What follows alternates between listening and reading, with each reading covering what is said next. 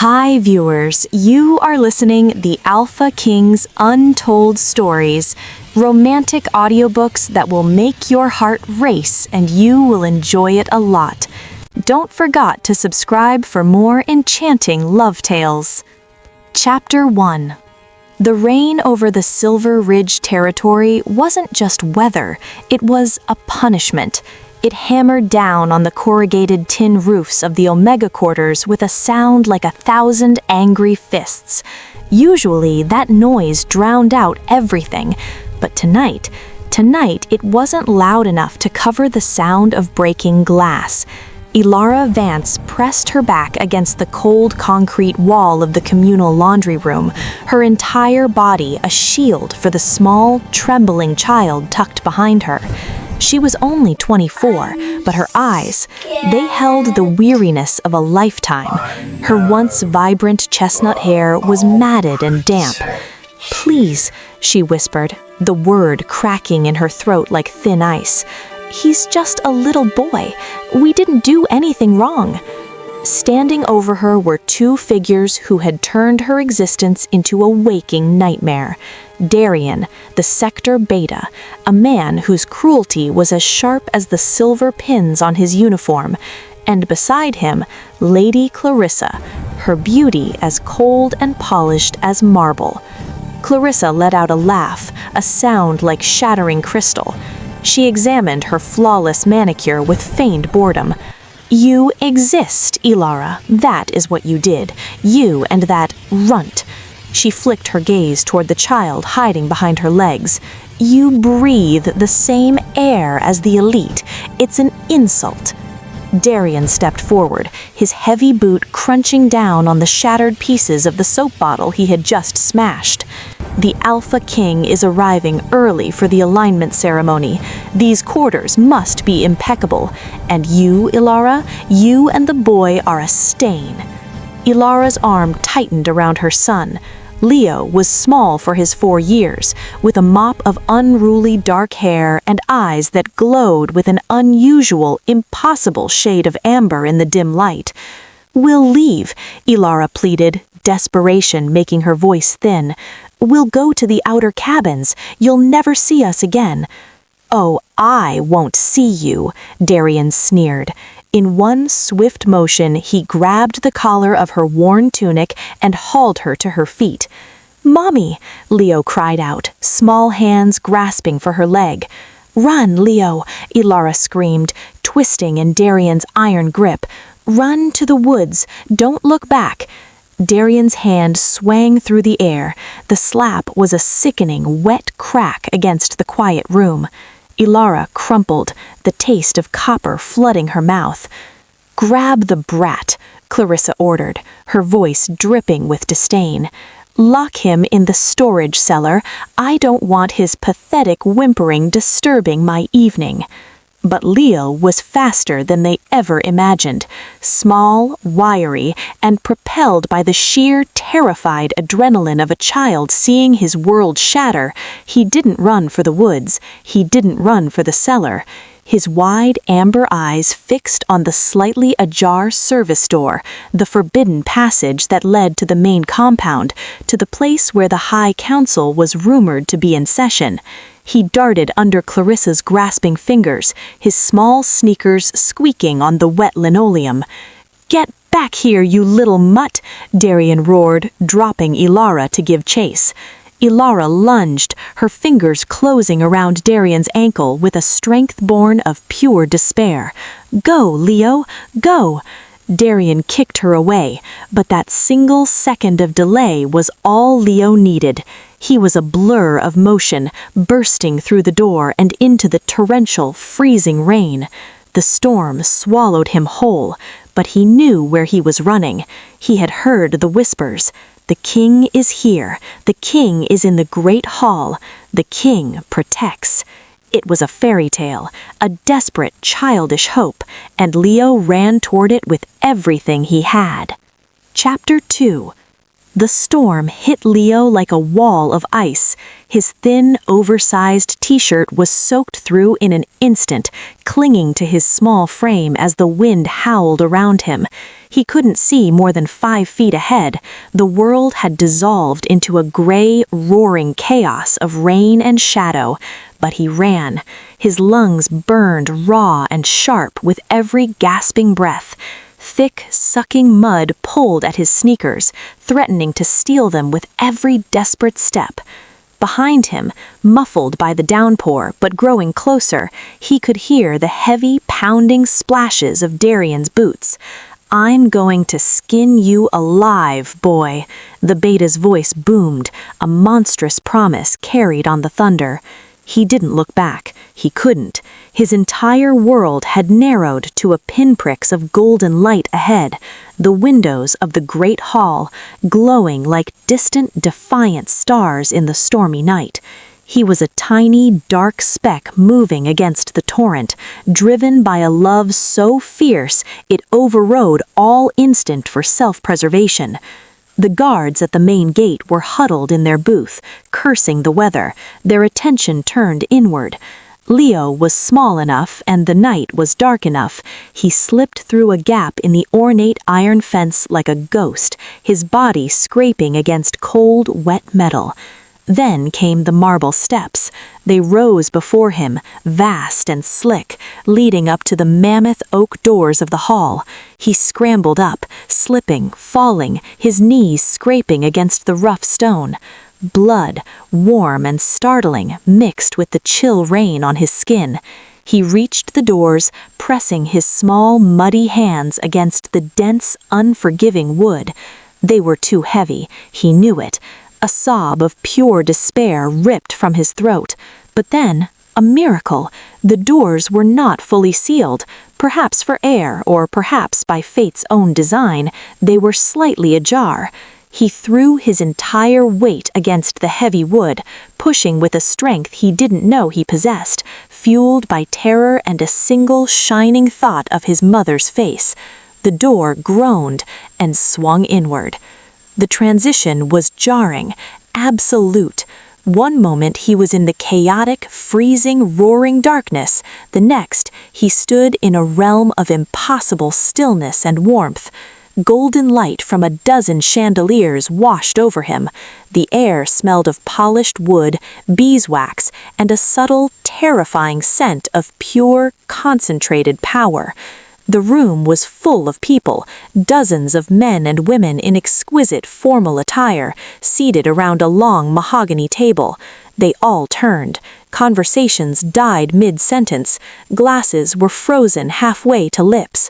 The silence that fell was so profound, Leo could hear the frantic drum-like beat of his own heart. And at the head of that table, in a throne-like chair, sat a man who seemed carved not from flesh, but from shadow and iron. Alpha King Kaelin Thorn. His hair was the color of a starless night, his shoulders impossibly broad beneath a tailored suit of charcoal gray. But it was his eyes that froze the very air in Leo's lungs. They were dark, depthless, and chillingly calm as they lifted from the documents before him and settled on the small, shivering intruder. A guard materialized from the shadows, his hand flying to the weapon at his belt. "How did this stray get in here?" the guard snarled, reaching for Leo. Wait. The word was not loud. It was low, barely more than a breath. But it carried such absolute authority that the guard froze as if struck. Kaelin Thorn pushed his chair back and stood. He did not look at the guard. He did not acknowledge the stunned, outraged council members. His entire focus was on the muddy, bleeding child, creating a puddle on his polished floor. The Alpha King moved, and it was not a walk. It was a predator's glide, smooth and lethal. The room seemed to hold a collective breath. Was he going to kill the pup? An Omega child interrupting a high council? It was an offense punishable by exile or worse. Kaelin stopped 2 feet from Leo. He towered over him, a giant of a man. Then, slowly, deliberately, he bent, lowering himself to one knee. The expensive fabric of his trousers was instantly stained by the mud and water. He did not seem to care. His dark eyes searched the boy's face. "Who are you, little one?" Kalen asked. His voice was not angry. It was curious, deep and resonant, but softened by something unidentifiable. Leo wiped his runny nose with a muddy forearm. He sniffled, his small chest hitching. He looked directly into the king's dark, bottomless eyes. "I'm Leo," he whispered. "Leo," Kalen repeated, as if tasting the name. He tilted his head just slightly, and then he inhaled, a slow, deliberate breath. A shockwave, invisible to everyone else, seemed to pass through the king's powerful frame. His eyes widened just a fraction. The scent coming from this boy, it was rain and wild fear, and beneath it, something else, something achingly familiar, buried under years of loss. "Why are you here, Leo?" Kalen asked, his voice now tight with a new coiled tension. Leo's lip trembled. The bravery that had carried him here was crumbling, replaced by the crushing, icy reality of what he had left behind. "The bad man," choked out Leo, fresh tears spilling over his dirty cheeks. "And the shiny lady." He looked toward the vast open doors, as if Darian would burst through at any second. Then he looked back at the king, his small face dissolving into utter despair. His voice rose, a piercing wail of pure anguish that echoed in the vaulted silence. "They're hurting her! They're hurting my mommy! Please! They said they were going to make us disappear!" The temperature in the grand hall dropped 10 degrees. A palpable wave of cold fury radiated from the center of the room.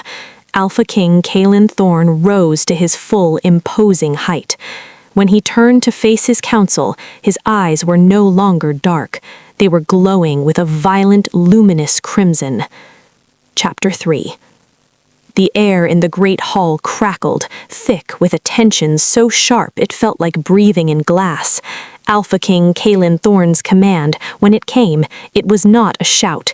It was a guttural growl that vibrated in the very stones of the floor. "Captain." The head of the royal guard, a seasoned warrior named Finn, snapped to attention, his face pale beneath his stern expression. "Yes, my king." "Keep the perimeter. No one leaves this compound. No one." Kalen's voice was low, but each word was a hammer strike of absolute authority. His burning crimson gaze swept over the stunned council members, a silent warning that froze dissent in their throats. Then he looked down at Leo. The terrifying glow in his eyes softened just for a fraction as he extended a large, calloused hand toward the trembling child. "Show me." The walk from the opulent warmth of the great hall to the damp misery of the Omega quarters was a journey between two different worlds. Kalen Thorne did not run. Kings did not run. He moved with a predatory, ground-eating stride that was far more terrifying than any sprint. His elite guards, including Captain Finn, had to jog to keep pace with him, their faces set in grim masks. Leo was cradled in the king's arms. The moment the boy placed his tiny, muddy hand in Kalen's, the Alpha scooped him up, tucking the child's face against his chest and shielding him from the lashing rain with his own suit jacket. Every step Kalen took seemed to send a primal vibration through the earth, a subsonic pulse of dominant fury that every wolf in the vicinity felt in the marrow of their bones. It was the Alpha aura, unleashed and raw, a psychic scream of rage that promised violence. "Is she far, Leo?" Kalen asked, his deep rumble against the boy's ear as they cut through the storm. "By the big washing machines," whimpered Leo, his small fingers clutching the king's ruined shirt. "The bad man, Darian, he hit her. He hit my mommy." A fresh sob shook his little body. "She wasn't moving." Kalen's jaw tightened so hard a muscle leapt in his temple. "Darian," he repeated, the name dripping with venom. "The beta of this sector?" Leo just nodded, burying his face deeper. Behind them, Captain Finn exchanged a swift, alarmed glance with his lieutenant. Darien was not any beta. He was politically connected, his family well entrenched in the pack's old aristocracy. To execute him without a tribunal, it would ignite a firestorm. But one look at the crimson embers still smoldering in their king's eyes told them that politics were the last thing on his mind. The only law now was the law of retribution. They reached the Omega quarters. The service door hung crooked on its hinges, just as Leo had left it. From within, voices drifted out, callous and unconcerned, slicing through the drumming rain. "He got away," Darien's voice grumbled, thick with irritation. "If the little rat reaches the perimeter guards, we might have a headache. We need a story. The mother attacked us. Self-defense. We'll have to make it convincing." A woman's voice, cold and bored, Clarissa's, answered. "Then scratch your face or something. Make it look real." Darien chuckled, a dark, ugly sound. "You're wicked, you know that." There was a pause, the sound of shuffling. Pity. She was pretty once. Another pause, heavier. Well, no matter. Inside, Darien raised his boot, aiming a final brutal kick at Elara's unconscious form lying on the damp floor. Boom! The metal door didn't open, it exploded inward. It tore completely off its rusted hinges and sailed across the room like a monstrous discus, crashing into a row of industrial dryers with a deafening clang of crumpling metal. Darien spun around, thrown off balance. Clarissa shrieked, her phone clattering to the floor. In the doorway, backlit by lightning, stood Death incarnate. Alpha King Kalen Thorne stepped inside. He was drenched, his black hair plastered to his forehead, his expensive suit a ruined, muddy second skin. But in that moment, he was not a man. He was an avenging deity carved from storm and shadow. He gently set Leo down just inside the ruined entrance. "Stay here, little warrior," Kalen commanded, his voice surprisingly soft. Then he turned. All that softness vanished, incinerated by a rage so pure it sucked the air from the room. "Your Majesty," Darien stammered, his face draining of all color. He looked from the destroyed door to the Alpha, his bravado evaporating. "King Kalen, this isn't what it looks like. This Omega, she went feral. She attacked Lady Clarissa. I had to restrain her." Kalen did not speak. He simply advanced. The very atmosphere in the laundry room grew dense, heavy, pressing down on everyone's chests. It was hard to breathe. The sheer pressure of his unleashed alpha command was a physical weight. Clarissa gasped, her knees buckling. She crumpled to the filthy floor, unable to remain standing under the onslaught. "Please," she screamed, her lovely face twisted in terror. She pointed a shaking finger at Darien. "It was him. He did it all. I tried to stop him." Kalen ignored her. His eyes, still glowing with that hellish red light, were locked on Darien. He stopped mere inches from the trembling beta. "You kicked her." It wasn't a question. It was a cold, factual statement of a death sentence. She stole," Darien lied desperately, sweat pouring down his temples. "Pack law states—" "Pack law," Kalen interrupted, his voice a low, vibrating growl that shook the very foundations of the building, "states that the Alpha is the judge. Pack law states that abuse of power is treason." His hand moved, a blur of motion faster than the eye could follow.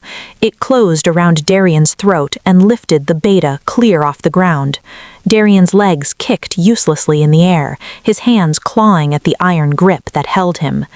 "And Pack Law," Kalen whispered, leaning in so close his words were for Darien alone, "does not forgive those who touch what is mine."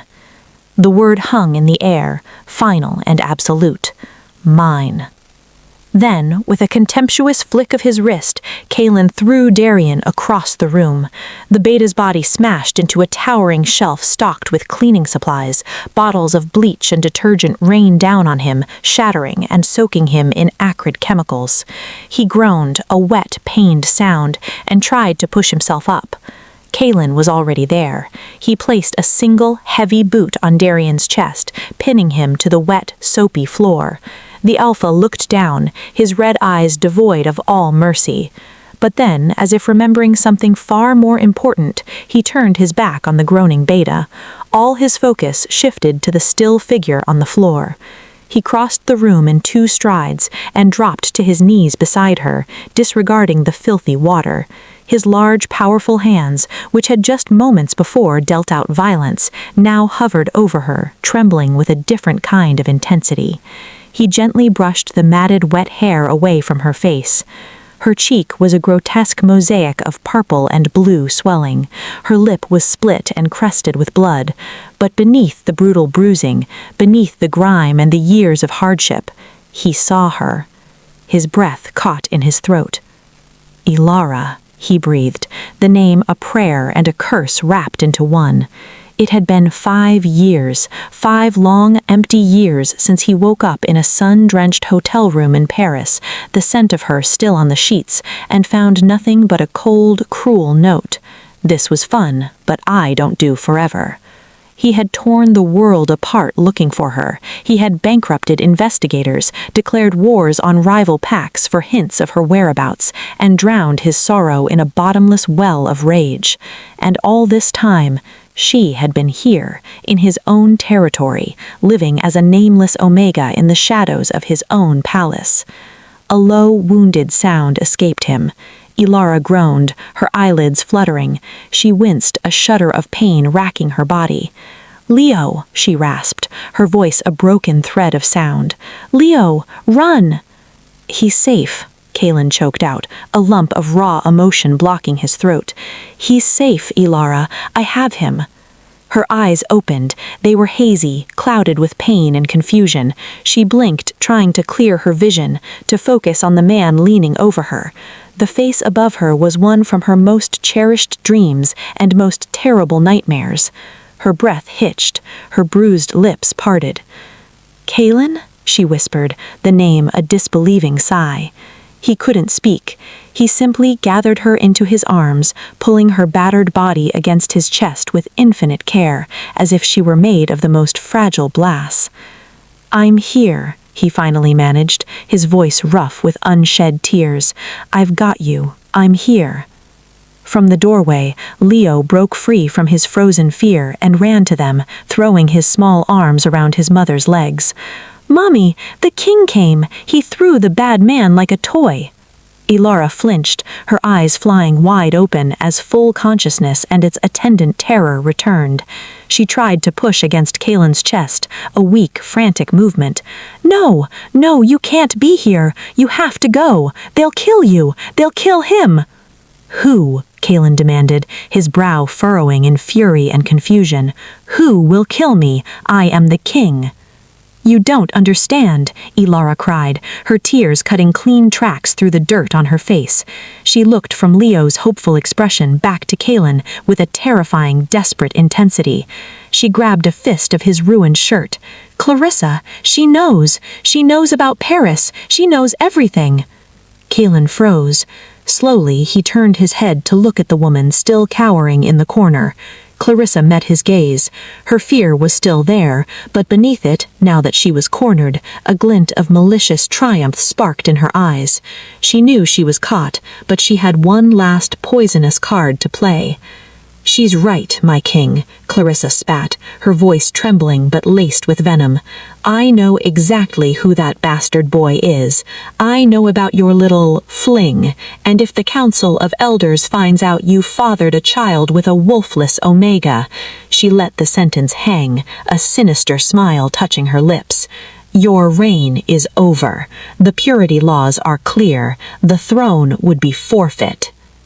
Kaelin looked from her to Elara's terrified face, to Leo's confused one.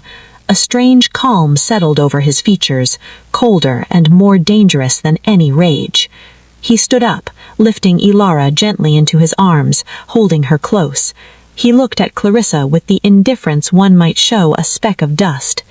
"You think I care about a throne," Kaelin said, his voice deadly quiet. "You think a crown is what makes me alpha." He turned to Captain Finn, who stood rigid at attention by the door. "Arrest them both. Throw them in the iron cells. If they speak a single word to anyone before I deal with them, silence them permanently."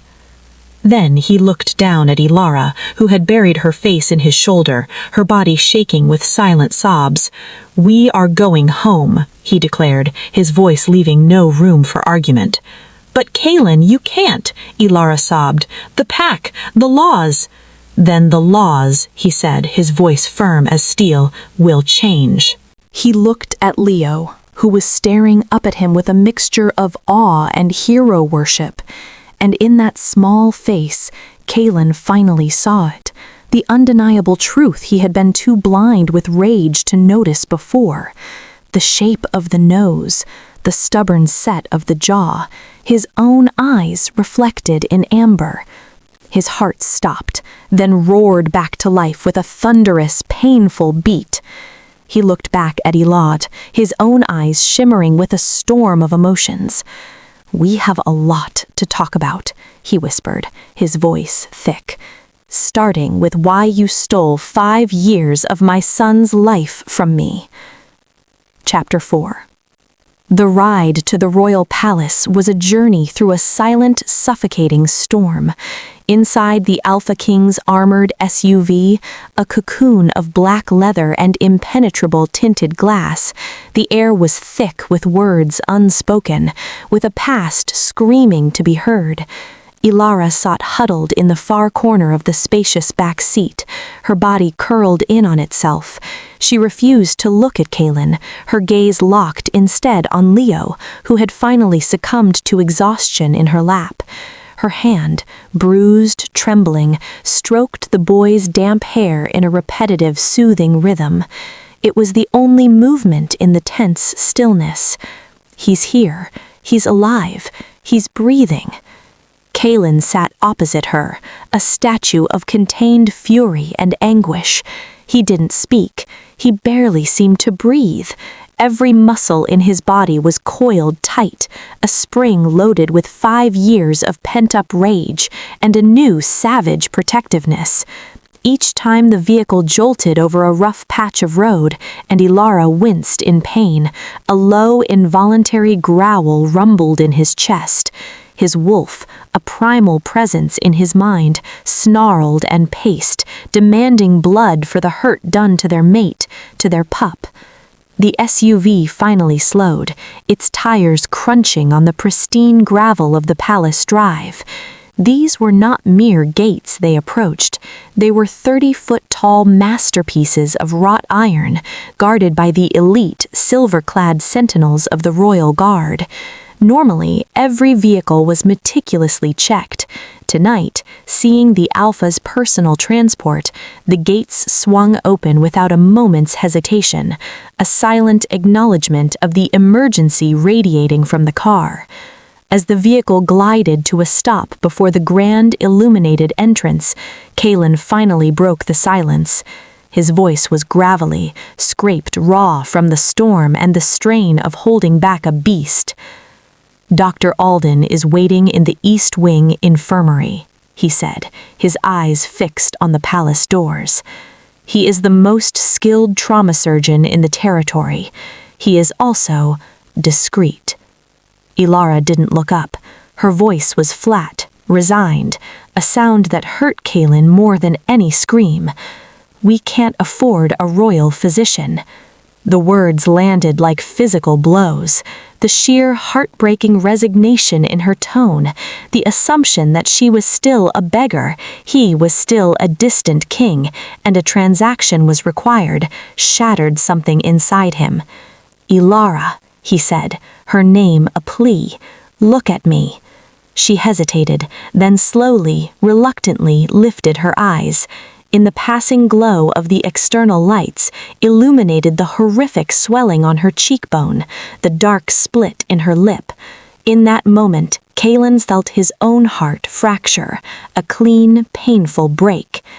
"You will never pay for anything again," he vowed, the Alpha command infusing his words not to control, but to impart an unshakable truth. Not for medicine, not for shelter, not for food, not while I draw breath. The car door opened before the driver could move. Kalen was already out, the freezing night air biting at his exposed skin. He ignored the cluster of servants rushing down the marble steps with umbrellas. He leaned back into the vehicle and gently, so gently, extracted the sleeping Leo from Elara's arms. The boy stirred, murmuring incoherently. "I've got you," Kalen rumbled, his large hand cradling the back of the child's small head. It was the first time he had truly held his son. The physical weight was negligible, but the emotional weight, it was the weight of a lost universe suddenly found. He then extended his other hand to Elara. She stared at it, the hand of the most powerful werewolf on the continent, a hand that could crush stone, now held open and waiting for her. After a breath that seemed to last an eternity, she placed her cold, trembling fingers in his.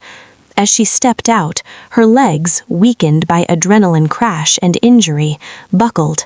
Kalen dropped the offered umbrella, letting the rain pelt them, and caught her with his free arm, pulling her firmly against the solid wall of his chest. "I can walk," she gasped, though her face had gone ashen with pain. "I know you can, but you don't have to. Not anymore." He walked into the heart of his kingdom, carrying his son in one arm and supporting his mate in the other. The grand foyer of the Silver Ridge Palace, all soaring arches and glittering chandeliers, fell into a stunned, silent tableau. Maids in starched uniforms froze, their eyes wide. Guards in ceremonial armor snapped to attention, but their disciplined expressions wavered with shock. They had never seen their Alpha King like this. He was a storm incarnate, drenched, muddy, his fine shirt stained with blood that was not his own, carrying a woman who looked like she had been pulled from a grave, and a child who slept trustingly against his shoulder. "Clear the hall," Kalen's voice echoed, a roar of pure authority that shattered the silence. "Get Dr. Alden to the East Wing now." The medical suite in the palace's East Wing resembled a luxurious apartment more than a hospital, though the finest monitoring equipment money could buy was discreetly integrated in the rich wood paneling. Dr. Alden, an elderly wolf with kind eyes and an air of unflappable calm, worked with efficient silence. He had treated Kalen for battle wounds, for poisoning, for the exhaustion of rule, but he had never seen the king hover like a specter of wrath in the corner of the room, his burning gaze tracking every movement of the doctor's hands. Leo had been checked first. Miraculously, aside from scrapes, bruises, and mild hypothermia, the boy was unharmed. He now slept deeply in a massive canopied bed in an adjoining room, under the watchful eyes of two of Kalen's most trusted personal sentinels. Now it was Elara's turn. She sat on the edge of an examination bed, clutching a thick woolen blanket around her shoulders like a shield. She flinched visibly every time Dr. Alden's gentle fingers probed a tender area. "The ribs are severely bruised, but not fractured, my lord," Dr. Alden murmured, adjusting his glasses. "The dehydration, however, is critical, and the malnutrition—" He paused, looking over the rim of his glasses at Kalen, his professional demeanor unable to mask a flicker of dismay. "It is severe. She has not had adequate sustenance for weeks, if not months." "Weeks?" Kalen's voice was dangerously quiet. "Omegas eat last," Elara whispered, staring at her own chapped hands resting in her lap.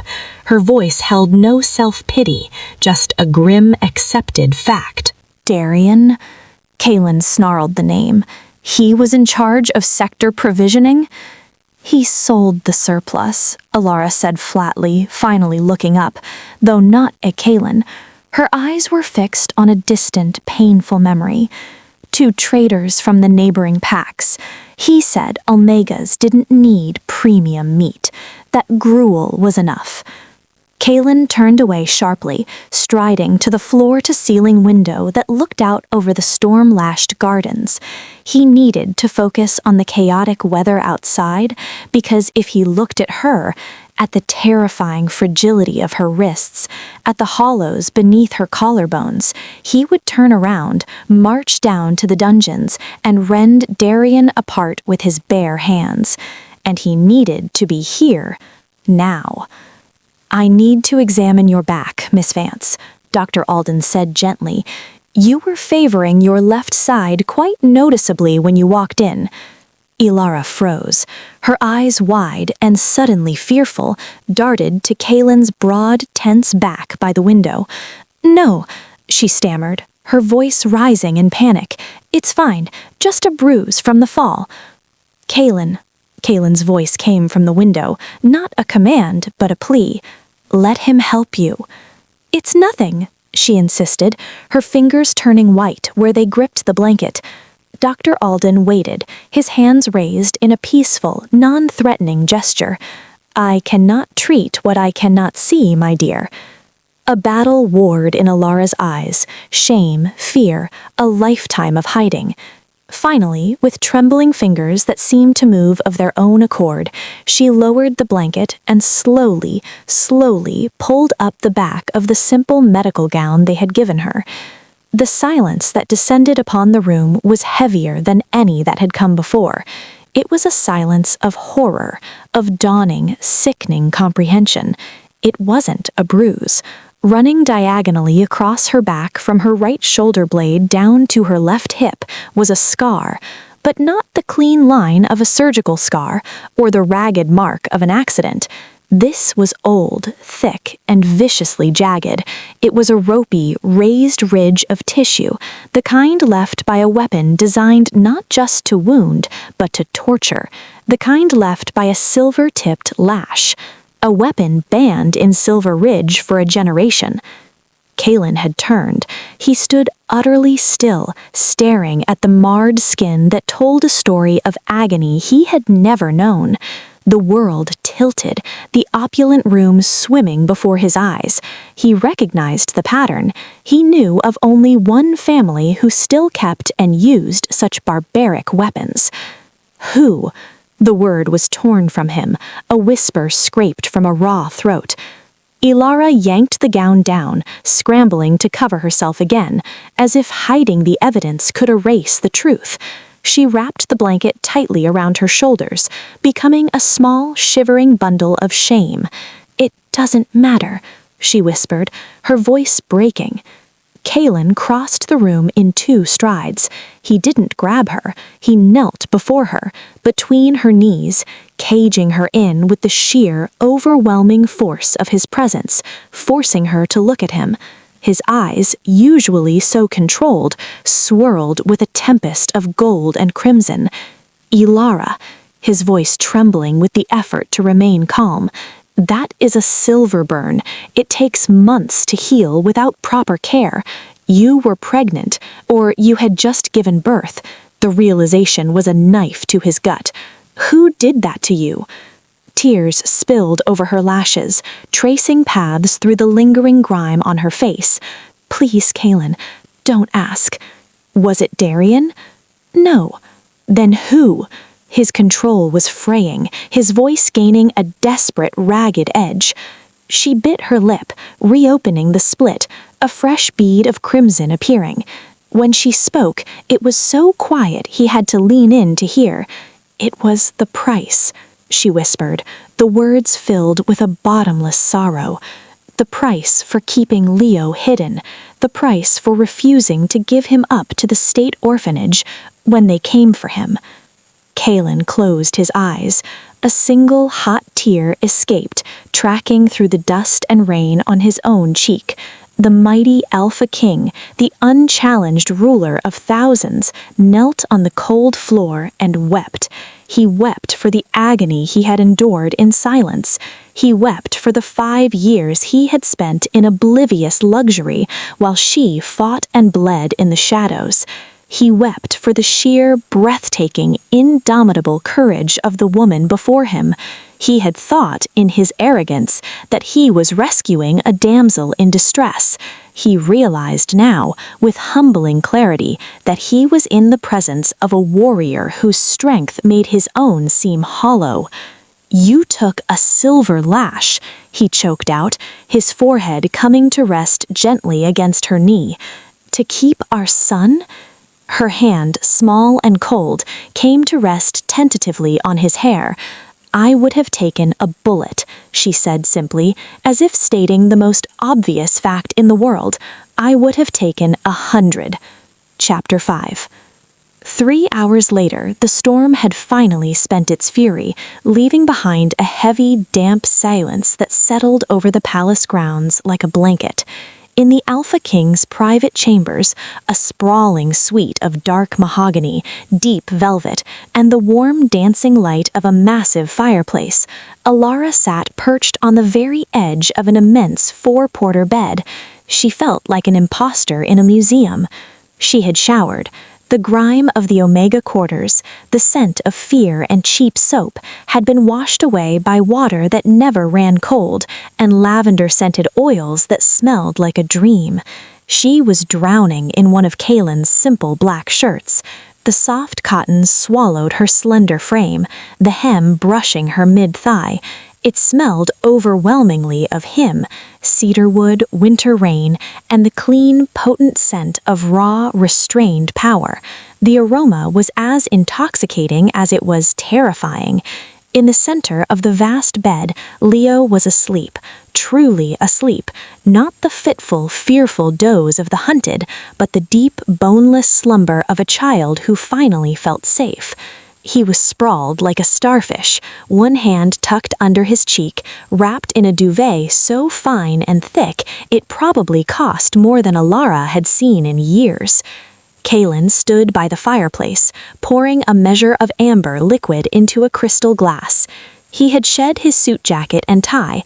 His white dress shirt was unbuttoned at the throat, the sleeves rolled up to his elbows, revealing powerful forearms etched with dark, intricate tattoos, ancient runes of protection, lineage, and strength.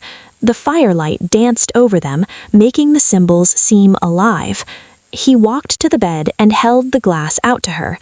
"Drink. It will help with the pain and the shock." Elara took it. Her hands were steadier now, cleansed and bandaged where the glass had cut, but she felt impossibly small, a ghost in this citadel of power. "Thank you." The whiskey was smooth, burning a gentle path of warmth down her hollow stomach. Kaelin didn't return to the fireplace. Instead, he sat in a deep velvet armchair facing the bed, close enough to touch, but respecting the chasm between them. He didn't sit like a king now. He sat like a man who was profoundly, bone-deep tired. His eyes were fixed on Leo, and in their dark depths a look of awe-struck wonder was slowly softening the harsh lines of his face. "He has my father's nose," Kaelin said softly, almost to himself, "the exact same stubborn arch." Elara followed his gaze, her heart clenching. "He has your chin," she murmured, a small, sad smile touching her lips, "and your temper. Once he decides something, there's no changing his mind." Kaelin's eyes flicked to her. The softness in them didn't vanish, but it was joined by an intensity, a burning question that had hung in the air between them for 5 long years. It was time. "Why, Elara?" The 2 words were quiet, but they seemed to suck all the air from the room. The fire popped loudly in the ensuing silence. Elara looked down into her glass, watching the liquid swirl. "You know why, Kaelin. Paris. It was a beautiful mistake. I was a scholarship student, pretending to be a painter for a summer. You were the crown prince, on a diplomatic tour. We existed in a bubble. Bubbles pop." "It wasn't a bubble," Kaelin said, his voice firm, brooking no argument. "I marked you, that last night. I felt the bond snap into place, solid and true as the earth itself. I woke up the next morning. I was going to tell you I was taking you home, that you were my fated mate, that you would be my queen." His voice grew tight. "And you were just gone." "I had to go," she whispered, the old shame and fear rising like bile. "You left a note," Kaelin said, and for the first time a thread of deep, old bitterness wove through his tone. "I found it stuck to the mirror. This was fun, but I don't do forever." That's what it said. That's all it said. Elara flinched as if struck. She set the glass down on the nightstand with a sharp clink. "I didn't write that." The room went preternaturally still. The only sounds were Leo's soft breathing and the crackle of the fire. Kaelin sat up straighter, his entire body going rigid. "What?" "I didn't write that note, Kaelin," she repeated, looking him directly in the eye, her own filled with a sudden, fierce certainty. "I wrote you a letter, 3 pages. I told you I loved you. I told you I was terrified, but that I was willing to face any future, any challenge if you were by my side. I left it on your pillow, right next to you." Kaelin's face lost all color. He looked as if the ground had just vanished beneath him. "I never saw a letter, only that cruel little post-it." Ilara's breath hitched. A terrible, chilling clarity began to dawn. "Someone came to the suite," she said, her voice trembling, "while you were still sleeping. The shifting fever had taken you hard that last night. You were deep under. A man came, older, gray hair. He walked with a cane with a silver wolf's head for a pommel." Kaelin's blood turned to ice in his veins. He knew that cane. He knew that man. The image was seared into his memory from 100 council meetings. "Lord Theron," he breathed, the name a curse. Elara nodded, fresh tears spilling over. He told me you were already secretly betrothed to a pure-blood alpha female from the southern clans, a political alliance to secure the border. He said if I stayed, I would spark a civil war, that you would be forced to choose between me and your throne, and that you would choose wrong and lose everything." She took a shuddering breath, the memory raw and vivid. "He said if I didn't leave immediately and make it look like I'd abandoned you, he would ensure I never made it back to the States alive. He showed me photographs, Kaelin, of my parents' little house in Ohio. He knew where my sister was taking her college classes." Kaelin closed his eyes. A low, dangerous growl started deep in his chest, vibrating the air around him. It wasn't directed at her. It was the sound of a sovereign wolf realizing a viper had been nesting in his own den for decades. "He lied," Kaelin said, his voice terrifyingly calm, the calm before the cataclysm. "There was no betrothal. I rejected the Southern Alliance's proposal outright years before I ever met you. Lord Theron, he wanted his own granddaughter to take the position of Luna. He's been scheming for it since she was a child." Elara let out a choked sob, her hands flying to her mouth. "I thought I was saving you. I thought if I broke your heart cleanly, you would hate me, move on, and be the great king you were meant to be. I didn't know I was carrying Leo until 2 weeks later. By then, I was already hiding in the Omega slums, using a fake name, terrified that Theron's people would find me and finish the job." Kaelin stood up. The movement was swift, but when he reached the bed, his actions were gentle. He sat on the edge, careful not to disturb Leo, and cupped Elara's face in his hands. His thumbs brushed away the tears tracking down her cheeks. His own eyes shimmered with grief so profound it stole her breath. "You spent 5 years in hell," he whispered, his voice thick with anguish. "You were starved, beaten, tortured, to protect a throne I never wanted more than I wanted you. You sacrificed everything for a lie." "I wanted you to be safe," she cried softly. "I wanted you to have your destiny." I am not safe without you, he replied fiercely, his forehead coming to rest against hers.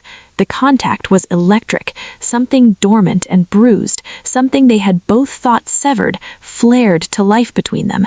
It was a warm, golden hum, a resonant chord plucked deep in their souls, the mating bond battered and suppressed, but never, ever broken. I have been a ghost for 5 years, Elara, a king with no heart, ruling an empire of shadows. He pulled back just enough to look into her eyes, his own now swirling with crimson and gold. Theron is still on the council, he said, his lips brushing hers as he spoke. Elara jerked back, panic seizing her.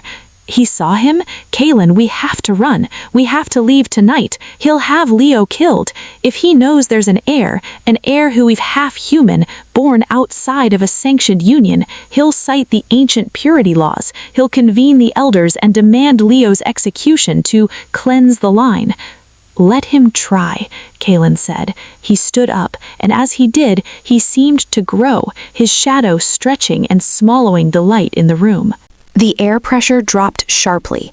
The fire in the hearth flared, not with orange, but with an eerie, magical green. I am not the lovesick boy you met in Paris, Elara. I am the Alpha King, and for 5 years while you were fighting to survive, I have been building this kingdom. I have strengthened the military.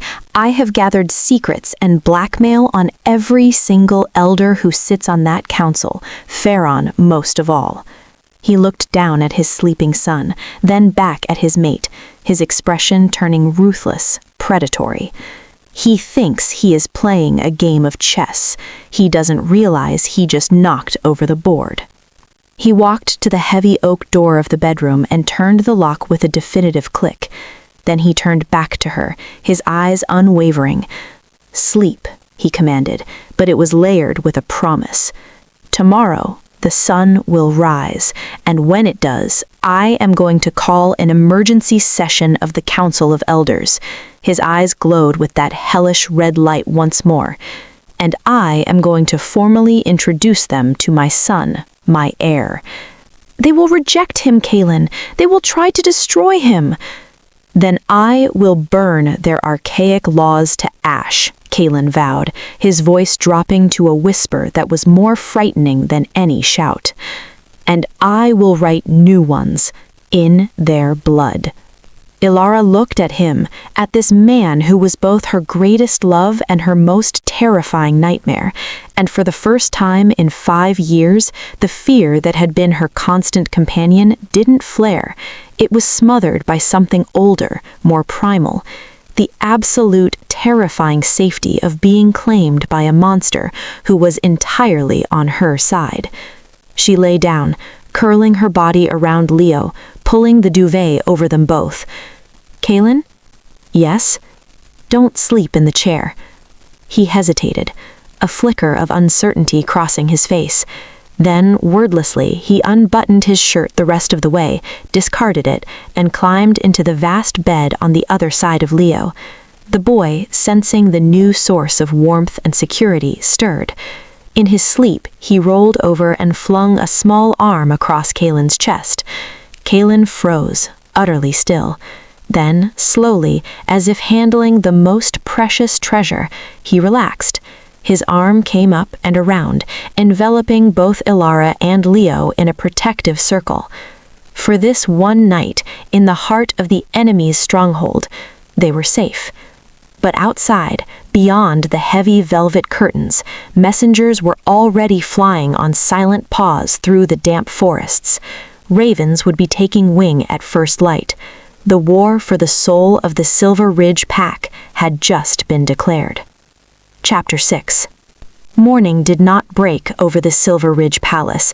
It poured in, a torrent of liquid, indifferent gold that gilded the marble floors and ignored the violence of the night before. Kaelin woke before the first ray touched the windows. He didn't move. For the first time in 5 years, the bed did not feel like a vast, cold expanse of polished emptiness. On his left, Elara breathed deeply, her hand resting protectively over the small, warm mound between them. Leo.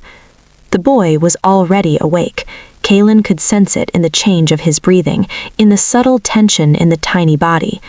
Leo lay on his back, staring up at the intricate fresco painted on the ceiling, a dramatic depiction of the first Alpha wrestling the moon from the sky.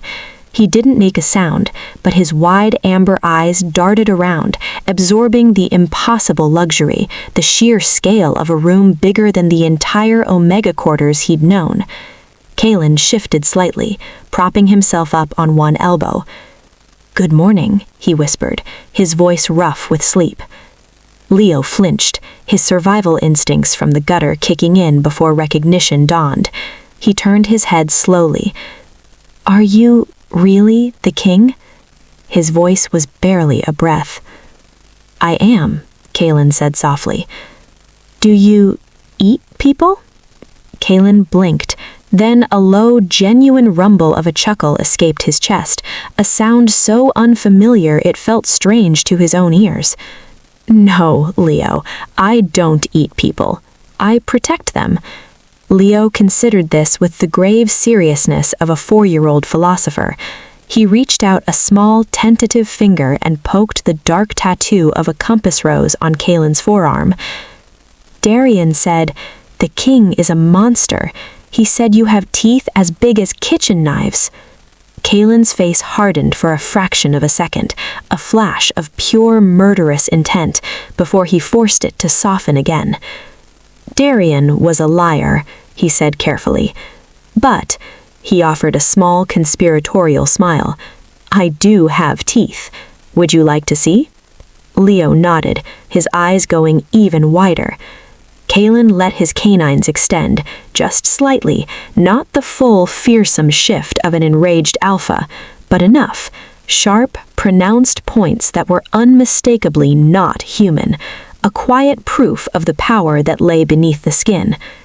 Leo didn't pull away in terror. He leaned closer, fascinated. "Cool," he breathed.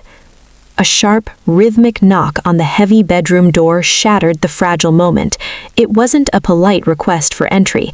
It was the urgent 3-beat pound, pound, pound of the royal steward. It signified one thing: crisis. Elara jolted awake with a gasp, her hands instantly flying to grab Leo. "What? What is it?" "Easy," Kaelin soothed, though his own body had gone taut. He placed a reassuring hand on her shoulder. "It's just the door." He sat up, his demeanor shifting in an instant from father to sovereign. His voice, when he spoke, was the voice of the throne. "Enter." The heavy double doors swung open, but it was not the steward who stood there. It was Silas, the ancient keeper of laws. Stooped and gray, his face a map of wrinkles, he held a velvet pillow before him like a religious offering. On the pillow rested a single scroll. Not the white parchment for formal announcements, not the red vellum reserved for declarations of war. It was black, the color of mourning, the color of death. The room's temperature seemed to plummet. Elara didn't know all the pack customs, but she knew the color of a grave when she saw it. Her blood ran cold.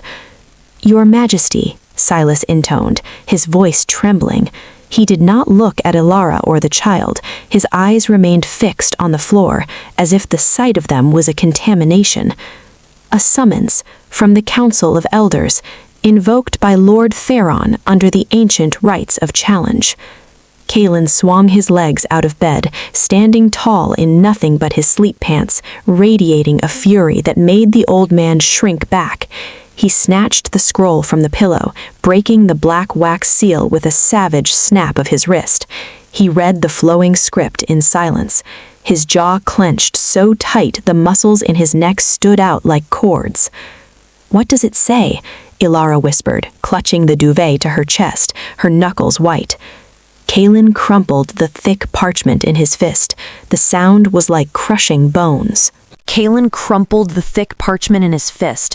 The sound was like crushing bones. "Theron has called for a tribunal of purity to convene at noon today in the Great Hall." Purity? Elara's face went ashen. He claims, Kaelin's voice was a low, vibrating growl that seemed to shake the very air, that I have brought a tainted stray into the royal lineage. He is formally challenging Leo's right to exist. He claims the boy is human, a corruption in our sacred halls, and that by acknowledging him, I have violated the most ancient of our laws. He's not human, Elara cried out, indignation momentarily overriding her fear. He shifts. Well, partially. His eyes change. You saw. It doesn't matter what the truth is, Elara, Kaelin said, his voice cold and analytical now, the mind of a general assessing a battlefield. He tossed the crumpled scroll into the fireplace. It didn't just burn, it burst into those same eerie green flames and was consumed in an instant. Get up, Elara, he commanded, not unkindly, but with a sharp, urgent precision that brooked no delay. We're leaving. Leaving? She asked, a spark of desperate hope in her eyes. We can run? Now? No. Kaelin turned, a garment bag in his hand. He walked back to the bed and unzipped it with a decisive pull. Inside was not a suit, but a dress, a deep, profound, midnight blue velvet. It was high-necked, long-sleeved, its cut severe and elegant. It looked less like clothing and more like regal armor. I bought this 4 years ago, Kaelin admitted, his voice dropping, becoming private for her alone, for the anniversary of the day we met. I kept it, hoping, against all reason. He trailed off, clearing his throat. Put it on. Elara stared at the dress, then down at her own rough hands, her chipped nails, the faint scars on her wrists from years of labor. Kaelin, I can't. I'm an Omega. I'm broken. If I go in there looking like this, they'll see a victim. They'll see the woman who scrubbed their floors and washed their clothes. They'll tear me apart. Kaelin moved so fast she barely saw it. He was kneeling before her, his hands coming up to cradle her face, forcing her to look into his eyes, which burned with a fierce, protective fire. They will not see a victim, he said, each word a vow.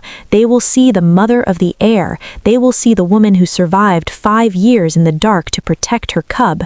That is not weakness, Elara. That is a power they cannot even comprehend. He leaned in, his forehead touching hers. Wear your scars like gold, he whispered, his breath warm against her lips. Today we do not hide. Today we conquer. Chapter 7. The great hall was a different beast by daylight. The warm, intimate glow of the chandeliers was gone, replaced by the stark, judgmental light pouring in through towering stained glass windows. The air, once scented with beeswax and power, now smelled of cold stone, old fear, and bitter ambition. The room was packed, not just with the 12 council elders, but the entire upper echelon of the Silver Ridge pack. Military generals in dress uniforms stood stiffly along the walls. Elite families dressed in their finest silks and furs filled the rows of benches, their whispers creating a sinister, buzzing hum. The press, with their recorders and sharp eyes, clustered at the back, smelling blood in the water. All of them, every single one, turned as one entity when the massive double doors groaned open. The herald, a young wolf whose voice trembled slightly, slammed his staff against the marble floor. His Majesty, King Kaelin Thorne, and his guests. The slight, telling pause before guests was an insult in itself, a subtle poison dropped into the formal announcement. Kaelin walked first in. He was clad not in a king's robes, but in the stark, severe black dress uniform of the Alpha General. Silver braiding gleamed like frozen lightning across his chest. Medals earned in real wars winked coldly. He did not look like a man coming to plead his case. He looked like a conqueror returning to a rebellious province, ready for a massacre. But the collective gasp that rippled through the hall, sharp and audible, was not for him. It was for the woman who walked beside him, his hand clasped firmly in his. Elara Wance? Her head was held impossibly high, her spine straight as a steel rod. The midnight blue velvet fit her slender frame like a second skin, regal and imposing. Its high-necked and long sleeves covered her bruises, transforming her into a figure of dignified mystery. Her chestnut hair, clean and shining, was swept up in an intricate, severe braid that exposed the graceful column of her neck, a gesture of supreme, almost reckless confidence in a room full of predators. In the other hand, she held Leo's small hand. The boy was dressed in a perfect miniature of a formal suit, his face pale but set in a determined imitation of his father's stoic expression. They made a slow, agonizing walk down the long central aisle towards the raised dais. The silence was thicker than the palace walls, filled only with the rustle of fabric and the sound of their footsteps. Then the whisper started, slithering through the quiet like snakes. The Omega maid. Look at her pretending to be a lady. Is that the bastard? He looks puny. How dare she bring that thing in here? Elara heard every hissed word. They were physical blows against her resolve. Her heart hammered against her ribs, a frantic bird trying to escape a cage. Every primal instinct screamed at her to lower her eyes, to bare her throat, to submit, to run. But Kaelin's hand was a burning brand of certainty on the small of her back. I am here, his touch screamed into her very soul. I have you. At the head of the room, the configuration had changed. The council table was pushed aside. In its place, on a high, judicial platform that seemed like a cliff face, sat Lord Farron. He looked even withered in the harsh light, his skin like ancient parchment stretched over bone. But his eyes, those sharp black beads of venom, were alive with venomous triumph. His hands, gnarled and spotted, rested on the silver wolf-head cane, the very cane from Elara's nightmares. You are late, King Kaelin, Farron rasped. His thin voice cut through the murmurs with surprising clarity. I was detained, Kaelin replied smoothly, coming to a stop at the very foot of the dais. He did not bow. He did not show the slightest deference. Cleaning up the refuse your appointed beta left festering in my Omega quarters. Darian awaits execution in the dungeons for treason, embezzlement, and torture. I assumed you were aware of his activities. He tilted his head, a predator feigning curiosity. Or does your oversight not extend to the sectors you control, Lord Theron? A flicker of rage crossed the old wolf's face. We are not here to discuss the failings of minor administrators, he snapped. We are here to discuss the integrity of the royal bloodline, the very foundation upon which this pack stands. He rose slowly, leaning on his cane, and pointed a bony, accusing finger directly at Leo. That is a violation of the great law. You, Kaelin Thorne, are the alpha of alphas. Your mate must be of the purest stock, your heir untainted by weak human blood. He spat the words human blood as if they were a disease. Instead, Kaelin continued, his voice rising to a dramatic, reedy shout, you drag a gutter-born Omega and her human spawn into our most sacred hall. You parade your corruption before us and expect us to kneel. He is my son, Kaelin's voice boomed, filling the vast space without effort. It was a sound of pure, uncompromising authority. And he is an alpha heir. Derisive laughter, sharp and brittle, erupted from the older members of the council seated behind Theron. An alpha, Theron sneered, his lip curling. Look at him. He's puny. He reeks of fear and milk. He is 4 years old and has not had his first shift. A true alpha shifts at 3. This creature is a late bloomer at best, a fraud at worst. He is a late bloomer, Elara's voice rang out. The hall went dead silent. An Omega speaking unbidden in a tribunal? It was unheard of. It was an abomination in their traditional order. All eyes swiveled to her, wide with shock and outrage.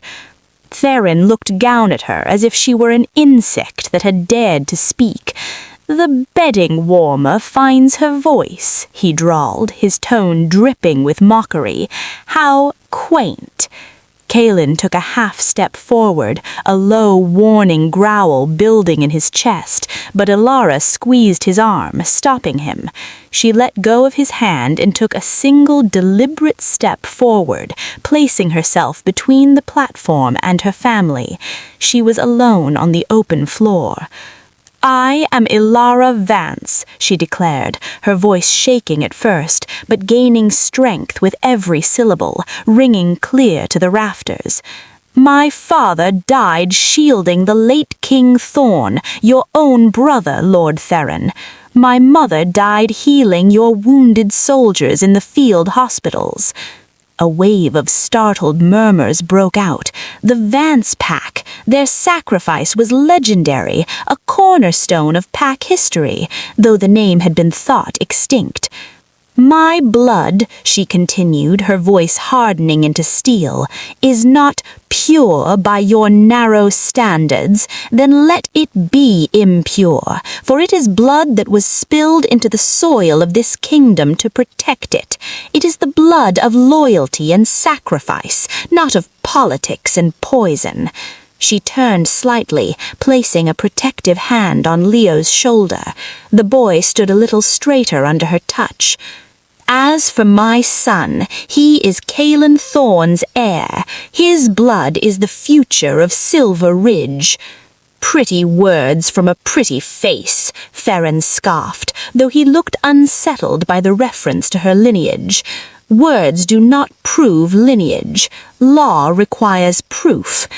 If you are so certain of his purity, then you will not object to the test." "What test?" Kaelin's voice was dangerously soft. Theron's smile was a gash of yellowed teeth. "The agony test, as prescribed by the great law for situations of disputed lineage." Gasps, genuine and horrified this time, echoed through the hall. Even the stern generals looked uneasy. Captain Finn, standing guard by the door, clenched his fists. "The agony test is for adjudicating criminals and spies," Kaelin roared, his control fraying. "You propose to put silver on a child." "If he is a true alpha," Theron said, his voice slick with false reason, "his innate healing factor will reject the burn instantly. A momentary flare, then nothing. If he is human, or a weak Omega, the silver will scar him for life. Or," he added, his eyes glinting, "the poison will kill him outright." He leaned over the railing, his gaze locking with Kaelin's. "If you are so certain, Your Majesty, prove it. Let the boy be tested. If he heals, I will resign my seat and bow to him as Crown Prince. If he fails, he is banished to the human world, and you will abdicate for polluting the royal line." It was a perfect, lethal trap. Leo was strong, but he was malnourished, traumatized, his wolf likely suppressed by years of fear. Silver in his weakened state could be fatal, even if he was a full alpha. And if Talon refused, he looked weak, confirming Theron's accusations. Kaelin looked at the old wolf with a hatred so pure it was a tangible force in the room. "I will tear your throat out with my teeth before I let him touch him." "Then you admit he is weak," Theron crowed, turning to the crowd, playing to their fears. "You admit you have brought a fraud before us. A king who cannot prove his heir's strength is a king who has broken our oldest covenant." The crowd's muttering grew louder, uncertain, swaying. The tide was turning on a razor's edge.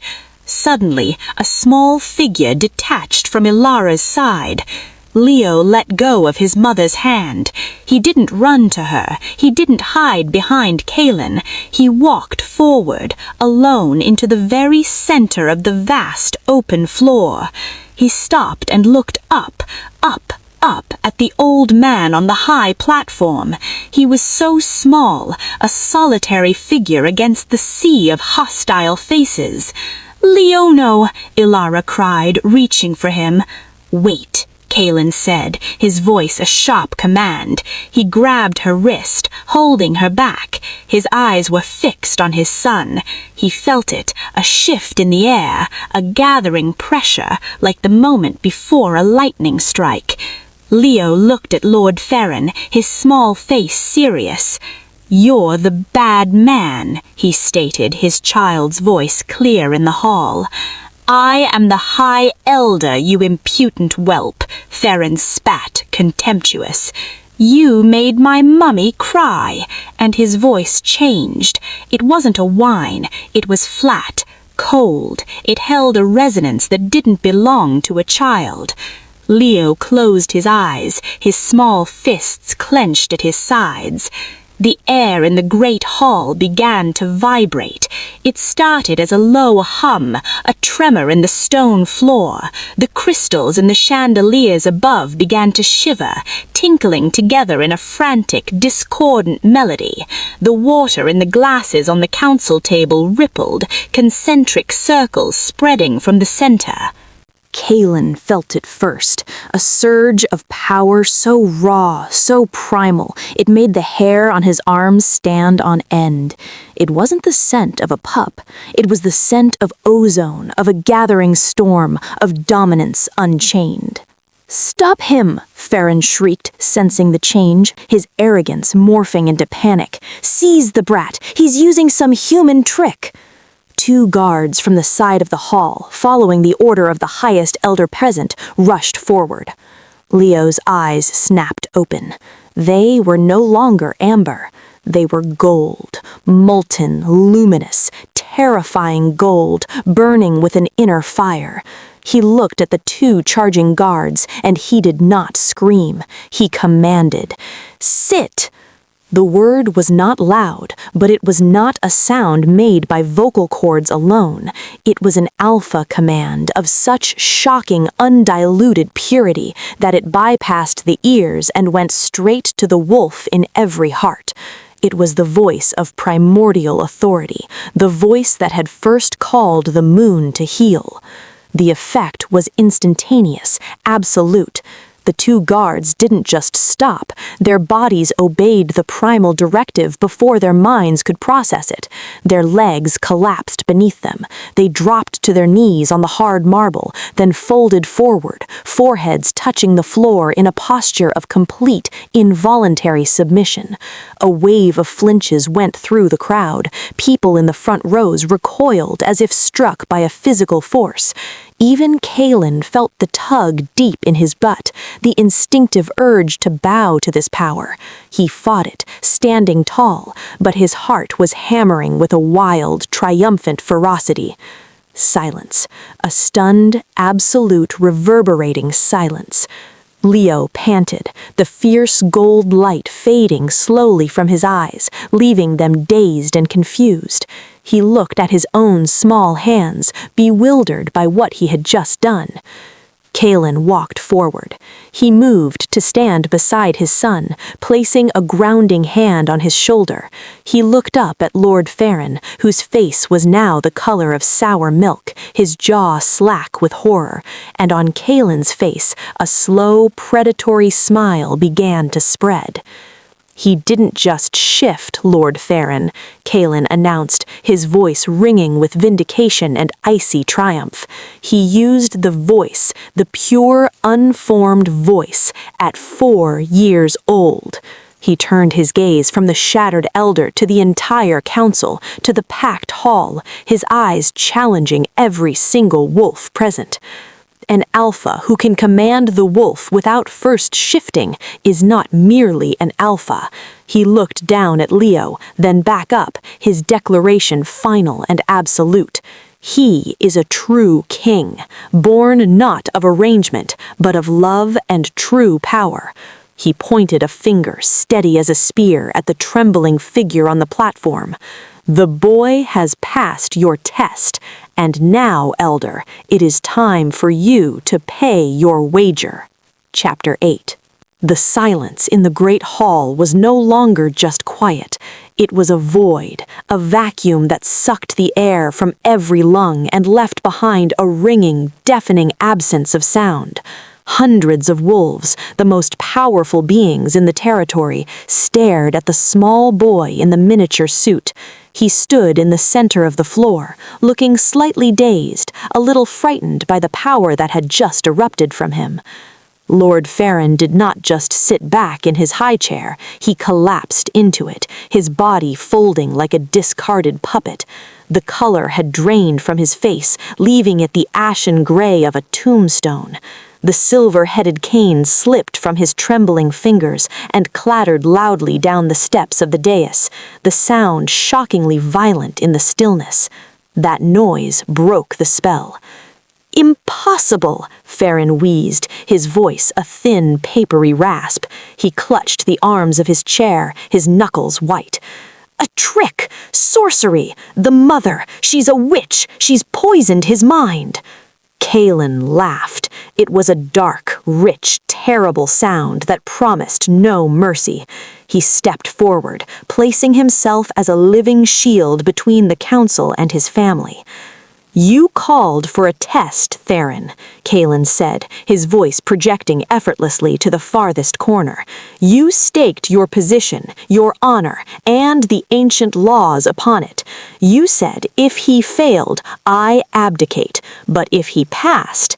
Kalen's burning gaze swept to the royal guards, who were slowly, shakily getting to their feet, their heads still bowed towards Leo in instinctive respect. "Captain Finn?"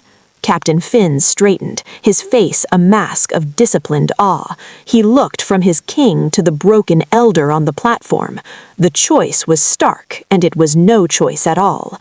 One was a fading, scheming politician. The other was the father of a prodigy, a living legend. The future of the pack stood beside him. "Arrest him," Kalen ordered, his gloved hand rising to point directly at Lord Farron. "You cannot!" Farron shrieked, pushing himself upright, a final, desperate surge of defiance.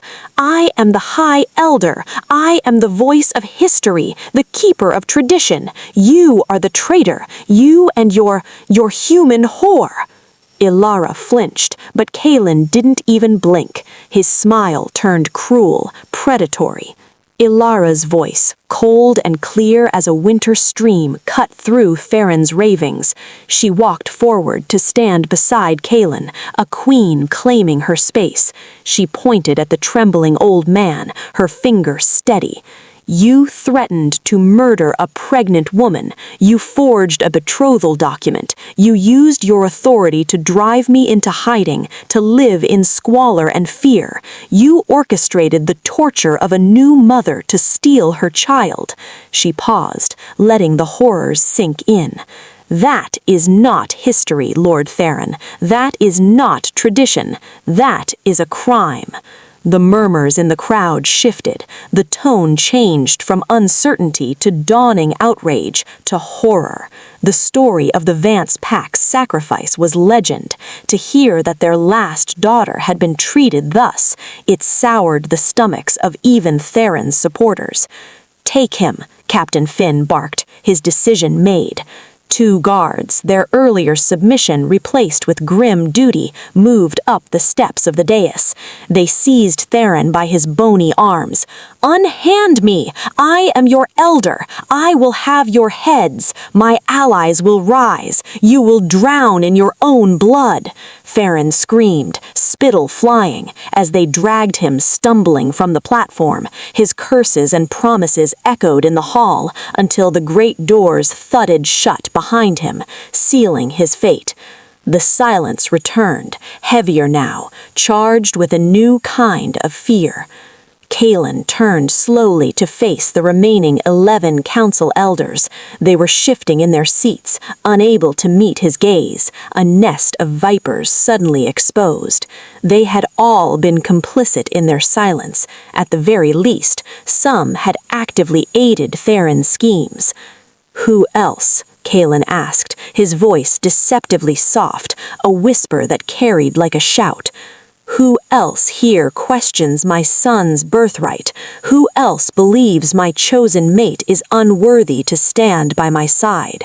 One by one the elders stood, but they did not object, they did not argue. The eldest among them, a woman named Lyra with steel-gray hair, was the first. She placed her fist over her heart and bowed from the waist, a deep, formal gesture of fealty. The others followed suit, a ripple of submission that spread through the entire council. Then the generals bowed, then the elite families. The press lowered their recorders. Soon the entire hall was a sea of bowed heads and bent backs. They weren't bowing just to Kaelin. They were bowing to Elara and to Leo. Kaelin turned to Elara. He took her hand, the one that had scrubbed floors and fought off despair, and brought it to his lips. He kissed her knuckles, a gesture of reverence that stunned the watching crowd. "I told you," he whispered, his eyes shining with a fierce, proud light. "They see you." Elara looked out at the sea of submission, at the power structure of an entire world bending before her. She looked at her son, who was now tugging gently on Kaelin's pant leg, whispering, "Papa, can we have pancakes now? The scary man is gone." A shaky, disbelieving laugh escaped her. She looked back at Kaelin, squeezing his hand. "They see us," she corrected him softly. That evening, the palace was not quiet, but it was still. A purposeful, watchful stillness had fallen, like the calm after an earthquake. The storm had fully passed, leaving the sky a breathtaking canvas of deep violet and piercing early stars. Kaelin and Elara stood on the private balcony of the royal suite, a stone expanse that overlooked the moon-drenched Silver Ridge forests. Leo was finally, truly asleep inside, guarded not by strangers, but by Kaelin's most trusted sentinels, men who had witnessed the miracle in the hall, and now looked upon the boy with something akin to reverence. Kaelin stood behind Elara, his arms wrapped around her waist, his chin resting on her shoulder. They watched the moon, a silver coin in the velvet sky, rise over the territory that was now, undeniably and completely, theirs to shape. "What happens to them?" Elara asked quietly, her voice barely a whisper on the cool breeze. "They will face a tribunal," Kaelin said, his voice devoid of emotion, a judge pronouncing a sentence. "But this time, I will be the judge. Their crimes are not just against you or against Leo. They are crimes against the pack itself, corruption, cruelty, treason. They will never hurt anyone again. That I swear to you." He turned her gently in his arms so he could see her face. In the moonlight, the fading bruises were shadows, but the light in her eyes was new, fragile, and beautiful. "I have a question for you," he said, his voice losing its edge, becoming something softer, more vulnerable. "Yes? Will you marry me?" Elara blinked, then a laugh, pure and startled, bubbled up in her chest. "Kaelin, we have a 4-year-old son. We just overthrew a corrupt elder in front of the entire pack. I'm wearing your shirt. This is not the time for proposals." "I don't care about the elders," Kaelin said, his eyes serious, holding her as captive. "And the shirt is yours. Everything I have is yours." He reached into the pocket of his trousers and pulled out a ring. It wasn't a massive, cold diamond. It was a band of twisted gold and silver, woven together like two inseparable fates. Set in the center was a stone that seemed to hold captured firelight, shimmering with hues of amber and deep gold, the exact color of Leo's eyes when his power shone. "It's a sunstone," Kaelin said, a faint, genuine smile touching his lips. They say it changes color with the wearer's mood, so I'll always know when I'm in trouble." Elara laughed again, but this time tears streamed down her face, catching the moonlight. She held out her left hand, her fingers trembling. "Yes," she whispered, the word carrying the weight of 5 years of loneliness, of fear, of longing. "Yes, Kaelin, yes." He slid the ring onto her finger. It fit perfectly, as if it had always belonged there. "Not Alpha," he corrected softly, pulling her in for a kiss that was not of passion, but of promise, a seal, a homecoming. It tasted of forever. "I'm only the Alpha to them. To you, I'm just the man who finally found his way home." Below them, deep in the shadowed woods, a lone wolf lifted its voice to the moon. It wasn't a howl of mourning or of challenge. It was a song, long, clear, and triumphant, a song of victory, of a pack made whole. The little pup had saved the king, and the king, in turn, had saved his world. But this was not the end of the story. It was the end of the beginning. For in the dark stone cells beneath the palace, Lord Theron was not weeping, he was plotting. The old wolf's mind, though trapped, was still sharp as a razor. He had lost a battle, not the war. He had allies outside the pack, debts to be called in, and a deep, abiding hatred that would not be extinguished by iron bars. And in a distant territory, news traveled fast. The Southern Alpha, whose alliance offer Kaelin had rejected years ago, received a cryptic, frantic message from a certain silver-headed Cain, smuggled out before the arrest. The message spoke of a half-breed heir and a weakened king, of an opportunity too great to ignore. The peace of the moonlit balcony was beautiful, but on the horizon, new storm clouds were already gathering, darker and more dangerous than any that had come before. The true test of their love and of Leo's destiny was yet to come. Chapter 10. The victory in the Great Hall was not a conclusion, it was a detonation. Ripples of shock, awe, and seething resentment radiated out from the palace, shaking the very foundations of the Silver Ridge pack. For the common wolves, the Omegas, and the lower-rank soldiers, the story was a fairy tale come true. The lost Luna returned, a hidden prince with the voice of legend, a tyrant elder brought low. Hope, a fragile and long-dormant seedling, began to push through the cracks in the pack's rigid soil. In the gilded halls of the powerful, however, the reaction was a volatile cocktail of fear and ambition. Theron's faction was headless, but its body still twitched with malign life. Whispers slithered through dinner parties and private studies. The king is bewitched. The heir is an aberration. The old laws are being trampled. They watched and they waited. Kaelin was no fool. He knew the silence of his enemies was not surrender. The morning after the tribunal, he did not lounge in victory. He descended to the palace war room, a cavernous, map-strewn chamber deep in the mountain's heart, and began to govern with a new, unyielding purpose. His first act was not a declaration of love, but a decree of justice. He stood before the assembled pack captains, his presence a cold, commanding force. "The Omega quarters are to be dismantled," he announced, his voice leaving no room to debate. "Effective immediately. All housing will be integrated.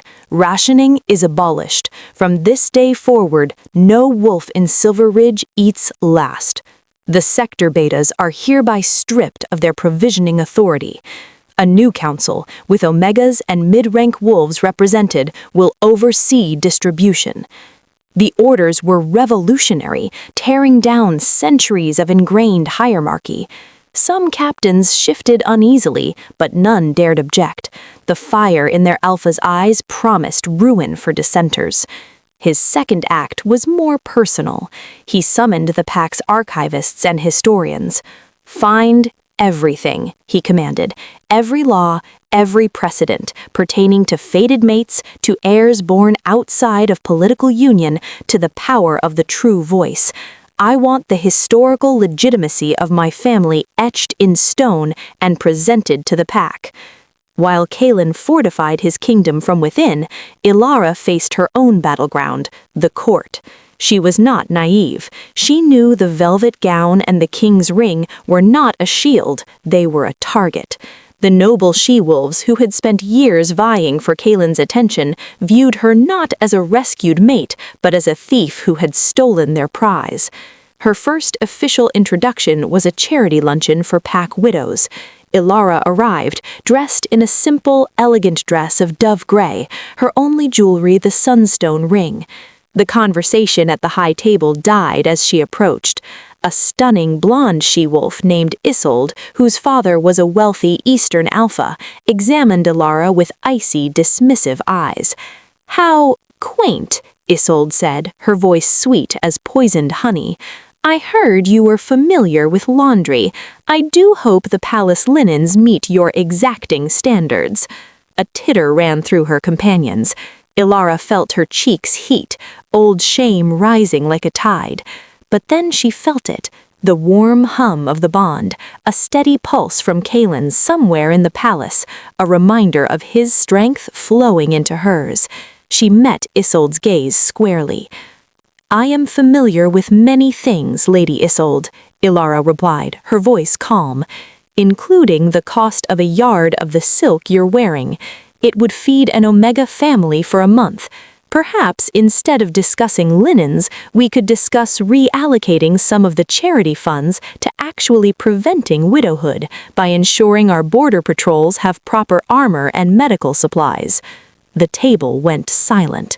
Isolde's smile froze. Elara had not attacked her, she had simply changed the game, speaking not as a victim, but as a leader concerned with substance over finery. It was a small victory, but it was hers. Meanwhile, Leo's world had transformed into a thrilling, confusing wonderland. He had his own suite of rooms, more toys than he could count, and a kind, patient tutor named Elias, who began his lessons not with letters, but with control. "The voice is a part of you, young prince," Elias explained, sitting with Leo in a sun-drenched garden. They practiced with gentle commands to butterflies and garden birds. Leo's small face screwed up in concentration, learning to harness the terrifying power that had shaken the Great Hall. But childhood trauma does not vanish with satin sheets. Nightmares plagued him. He would wake screaming, trapped in memories of Darian's roar, of his mother's limp form. It was Kaelin who learned to soothe him. The mighty Alpha King would pad silently into the child's room, lift him from the bed, and carry him to the balcony. He wouldn't speak, he would simply hold Leo, pointing out the constellations, telling him the names of the stars, Steadfast, Guardian, Hope, until the boy's trembling subsided and he fell back asleep, safe in the circle of his father's arms. It was during one of these quiet nights, with Leo asleep between them in the royal bed, that Elara finally voiced the fear that had been gnawing at her since the tribunal. "They're out there, Kaelin, Farron's allies, the ones who wanted the Southern Alliance. We've made ourselves a bigger target than ever." Kaelin stared at the canopy above, his jaw tight. "I know. What are we going to do?" "We are going to do what kings and queens have always done," he said, turning his head to look at her. The moonlight silvered his profile. "We are going to build a kingdom so strong, so united, that no external threat can crack it. And we are going to root out the internal rot, no matter how deep it goes." "How?" A grim smile touched his lips. "Farron is in a cell, but he's not cut off. He's allowed visitors, his lawyer, a priest. I've allowed it. Let him think he still has avenues, let him get complacent, and let him lead us to the others."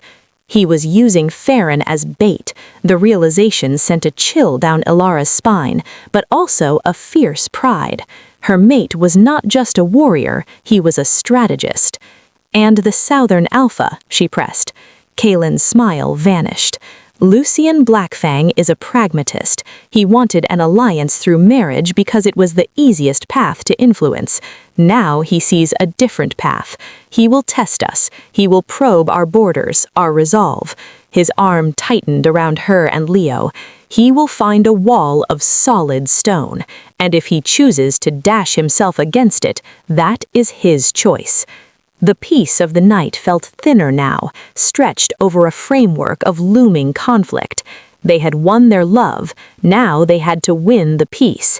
And as the moon traced its path across the sky, in a dank cell far below, Lord Farron received a visit from a priest who was not a priest. A single folded slip of paper passed between them in the dark. The message was short, written in a code only Farron would understand. The hound is awake, the moon will bleed. The game, it seemed, was far from over. Chapter 11. The fragile peace lasted 3 weeks, 3 weeks of tentative progress, of whispered rumors solidifying into grudging acceptance, of Leo learning to command a sparrow to land on his finger without breaking its will. Then the first strike came, not from a foreign army, but from within the very heart Kaelin was trying to heal.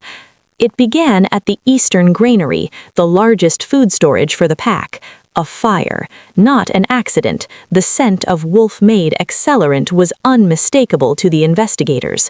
The blaze was vicious and targeted, consuming the winter grain reserves. No lives were lost, but the message was seared into the smoking timbers. Farron's loyalists, Captain Finn muttered, his face smudged with ash. They're striking at our stability, showing you can't protect the new system. They're showing their faces, Kaelin corrected, his voice cold. They've moved from whispers to action. That is a mistake. He turned to Finn. Triple the guard on all provisioning centers, secretly. I want them to try again, and when they do, I want them taken alive. I want names. The next attack was more brazen. During a public ceremony to inaugurate the new integrated housing, a crossbow bolt hissed from a crowded rooftop. It wasn't aimed at Kaelin or Elara, it was aimed at Leo. Kaelin's reflexes were preternatural. He didn't see the bolt, he felt the malicious intent. He moved, a blur of motion, snatching Leo from Elara's side and spinning, using his own body as a shield. The bolt thudded into the wooden podium where the boy had been standing half a second before. Chaos erupted. Elara's scream was lost in the panicked crowd. Leo, clutched safe against his father's chest, let out a whimper of shock, but not fear. His eyes, wide, flickered with that dangerous molten gold. Kaelin didn't roar. He went utterly, terrifyingly still. His eyes scanned the roofline, a predator locking on to prey. Finn, the northwest parapet, now. His voice was a whip-crack of command. The guards surged into motion. They caught the archer, a low-level enforcer from a family known to be deep in Theron's pocket. He was dragged before Kaelin, trembling but defiant. The half-breed is an abomination, he spat, before a guard silenced him. That night, the atmosphere in the palace was no longer of watchful peace, but of simmering war. In the war room, Kaelin faced his inner circle. Elara was there, a place no Luna had ever held. Her presence was quiet, but her eyes missed nothing. They are trying to provoke me into tyranny, Kaelin said, pacing before a large map of the territory. To make me lash out, execute publicly, revoke the new freedoms, to prove I am the monster they claim. They want me to rule through fear. "What is your command, my king?" asked General Rourke, a grizzled veteran loyal to the throne, not to any elder. Kaelin stopped. He looked at Elara, then at the closed door beyond which Leo slept under heavy guard. "We do not react with the rage they expect. We react with the strength they underestimate." He pointed to the map. "The attacks are centered here, in the eastern sector, Theron's old stronghold. We flood the area not with soldiers, but with builders, with healers, with teachers. We rebuild the granary twice as large in half the time. We open a new school there named for the Vance Pack. We show not punishment, but progress. We show that their violence only speeds the change they fear. It was a strategy of luminous, defiant courage. The room was silent, absorbing it. "And the archer?" asked General Rourke. "He will be tried publicly, not by me alone, but by a jury of his peers, omegas, betas, alphas. Let the pack see his crime, and let the pack decide his fate. Let justice be transparent." Elara felt her heart swell. This was the man she loved, not just a force of nature, but a force of principle. The strategy worked, for a time. The public was heartened by the rapid rebuilding, by the king's calm. The archer's trial was a spectacle, but a just one. He was found guilty and sentenced to lifelong labor in the rebuilt granary, a poetic justice that resonated. But the enemy was learning too. They realized brute force was playing into Kaelin's hands. They shifted tactics. The third attack was the most insidious. It wasn't fire or steel, it was paper and poison. Pamphlets began appearing, nailed to doors, scattered in markets. They were expertly crafted, full of half-truths and venomous lies. They spoke of Elara's wolfless state, questioning if the true voice in Leo was a demonic possession, not a blessing. They resurrected old, debunked rumors about the Vance Pack's supposed cowardice in the final battle. They implied Kaelin was being manipulated, that his love was a weakness exploited by a cunning Omega. The poison was in the words. It seeped into cracks the physical attacks could not reach. Doubt once planted is a hardy weed. Elara found one of the pamphlets on her personal desk in the small solar she'd made her own. The words were a physical blow. She sank into a chair, the paper trembling in her hand. This was a battle she didn't know how to fight. How do you combat a lie that people are willing to believe? Kaelin found her there, her face pale. He read the pamphlet, his expression darkening into a storm. He crushed it. This is Theron's work, the style, the precision of the lies. He's directing it from his cell. "How do we stop it?" Elara whispered, feeling the weight of the crown she never asked for. Kaelin knelt before her, taking her hands. With truth and with visibility, they hide in shadows and spread lies. We will stand in the sun and live our truth. An idea, fierce and determined, sparked in his eyes. The Luna's Moon Festival is in 2 weeks. It has always been a closed, elite ceremony. This year, you will lead it, and it will be open to the entire pack. Every wolf, from highest alpha to lowest omega, will be invited to the palace grounds. We will have games, feasts, a public vow renewal. We will show them our family, our unity, our strength, not as a distant king, but as their alpha and Luna. It was a monumental risk to gather the entire pack, including those who wished them harm, in one place, but it was also a breathtaking act of faith. As the palace buzzed with preparations for the festival, a different kind of message reached Kaelin. It came via a terrified young maid, one of the few assigned to clean near the high-security cells. She handed Kaelin a damp, crumpled note, her hands shaking.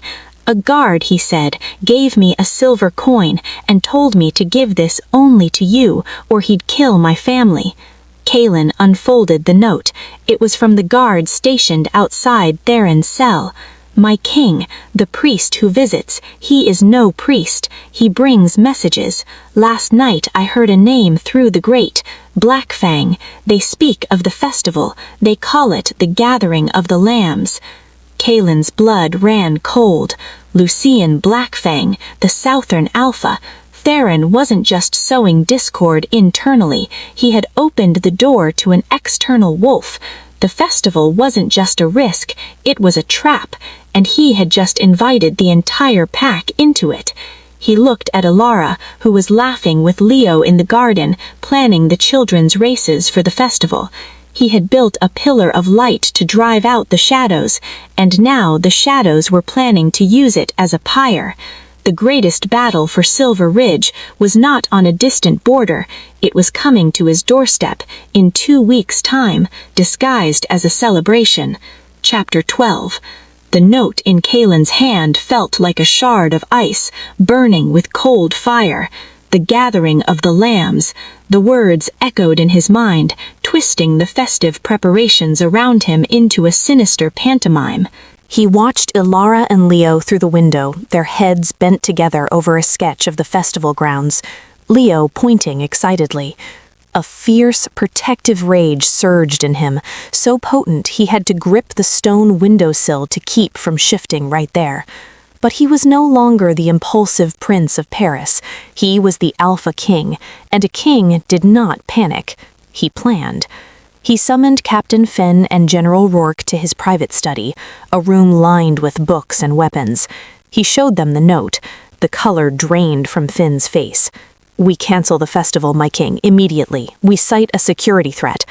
"No," Kaelin said, his voice flat. He walked to a large map of the palace grounds pinned to the wall. "If we cancel, the Whispers win. They say we are afraid, that our unity is a sham. The doubt they've sown takes root. More importantly, it tells Blackfang and Theron's cabal that we know. It sends them back into the shadows to plot anew. We lose our chance to catch them all in one net." General Rourke, his grizzled face grim, stepped forward. "You mean to use the festival as bait, Your Majesty?" "I mean to turn their trap inside out," Kaelin corrected, his finger tracing the perimeter of the grounds on the map. "They expect a celebration, a soft target. We will give them a fortress. We will make our stand here, on ground of our choosing, with our entire pack as witnesses." He looked at both men, his eyes glowing with a faint, dangerous crimson.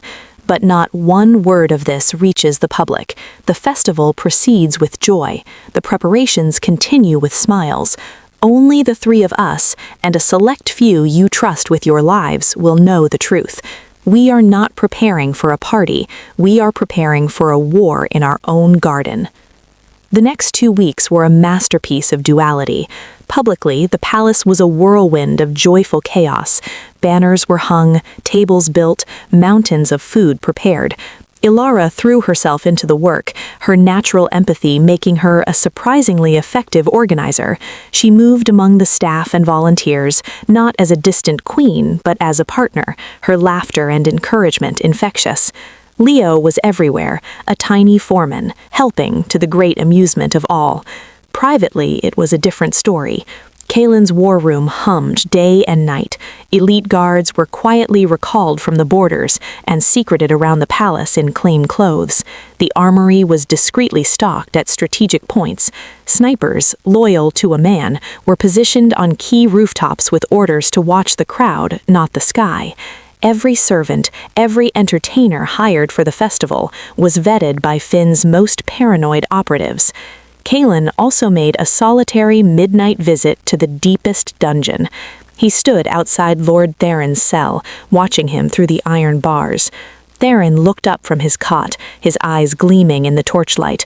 "Come to gloat, boy king, or to beg for mercy before your house of cards falls?" "I came to thank you, Theron," Kaelin said, his voice conversational. "You've done me a great service." Theron's smirk faltered. "What?" "You've gathered all the rats who scuttle in my walls into one place. You've even called in a bigger rat from the south to lead them. It saves me the trouble of hunting them down one by one." Kaelin leaned closer to the bars, his voice dropping to a whisper. "The Festival of the Lambs will proceed as planned. Do enjoy the show." He turned and walked away, leaving Theron staring after him, his face a mask of confused fury, slowly giving way to dawning, chilling doubt. The day of the festival dawned clear and bright, a perfect, mocking blue sky. The palace gates were thrown open, and the wolves of Silver Ridge streamed in, families in their best clothes, children running ahead, elders walking slowly, their eyes wide at the unprecedented invitation. The air was filled with the smell of roasting meat, sweet pastries, and the sound of music. Elara stood with Kaelin at the top of the palace steps, ready to welcome their people. She wore a gown of soft silver, the sunstone ring blazing on her hand. Leo stood between them, holding both their hands, vibrating with excitement. She looked out over the smiling, hopeful sea of faces and felt a love for them, for this pack, so fierce it hurt, and beneath it a coil of terror for what the day might bring. "Remember," Kaelin murmured, squeezing her hand, his eyes scanning the crowd with a hunter's focus. "The guards are in place. Rourke has the perimeter. Finn is in the crowd. Trust the plan. Trust me." The day unfolded in a dizzying, beautiful blur. There were races and archery contests, singing and dancing. Kaelin participated in a wrestling match with his generals, a display of controlled, awe-inspiring strength that had the crowd cheering. Elara moved among the Omegas, listening to their stories, her genuine attention disarming even the skeptical. Leo, surrounded by a pack of other children, was in his element, his earlier fears forgotten in the simple joy of play. As the sun began to dip towards the horizon, painting the sky in fiery oranges and purples, the climax of the festival approached, the public vow renewal. A platform was set up in the central courtyard, draped in white and blue. The entire pack gathered around, a silent, expectant multitude. Kaelin and Elara stepped onto the platform, hand in hand. Leo stood just below with his tutor, Elias. This was the moment of greatest vulnerability, the moment any attacker would choose. Kaelin began to speak, his voice amplified and rolling over the crowd. "For centuries, our pack has been ruled by laws of separation, of rank over kinship, of purity over heart. Today, we begin a new century." He spoke of unity, of strength in diversity, of a future built not on fear but on shared purpose. It was then, as all eyes were on him, that the first sign came, not from the crowd, but from Leo. The boy, watching his father, suddenly flinched. His small hand flew to his temple. His eyes flickered gold, not with command, but with distress. He looked around wildly, as if hearing a terrible noise no one else could. Elara saw it. Her maternal instincts screamed. She subtly tightened the grip on Kaelin's hand, a silent warning. Kaelin didn't falter in his speech, but his eyes, still sweeping the crowd, sharpened. Leo's emerging power was unpredictable, but it was deeply connected to the pack's emotional and magical field. He was sensing something, a spike of malice, a gathering intent. At the far edge of the courtyard, near a refreshment tent, a server dropped a tray with a loud crash. It was a distraction, crude but effective. Every head, including many of the plainclothes guards, turned towards the sound. That was their signal. From 3 different points in the crowd, men moved. They weren't dressed as soldiers. They looked like farmers, merchants, but they moved with lethal coordination, pushing through the packed bodies towards the platform. And from the tree line beyond the courtyard wall, a larger, more ominous movement stirred. Dozens of wolves, pelts dark and unfamiliar, began to slink from the shadows. Southern wolves, Black Fang's warriors. The trap was sprung, but the hunters were not the prey. Kaelin stopped speaking. The silence he left behind was more powerful than any word. He looked not at the approaching assassins, but at his people. "Silver Ridge!" he roared, the alpha command saturating his voice, not with fear, but with a call to arms. "They think us divided. They think us weak. They think we are lambs." As he spoke, the festival dissolved. The musicians dropped their instruments and drew concealed blades.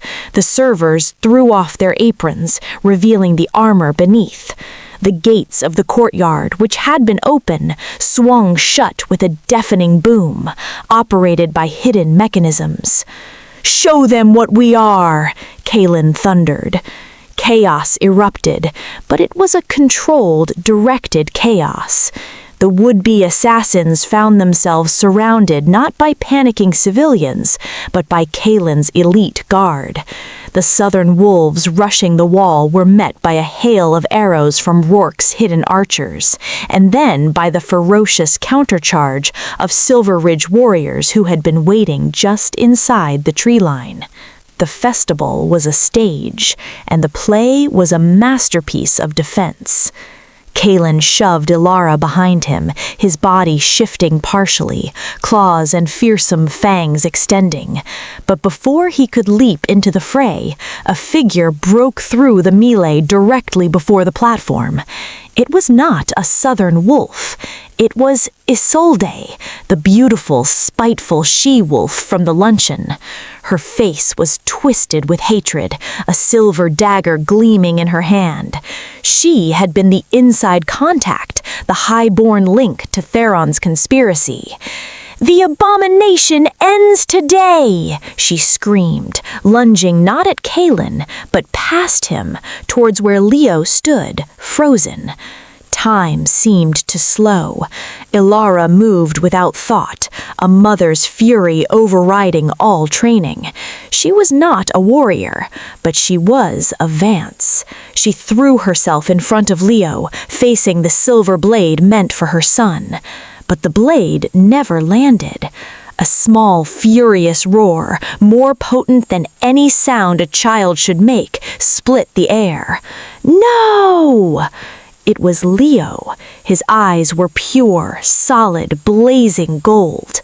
The alpha command that erupted from him was not a single word this time, but a concentrated wave of pure, repelling force.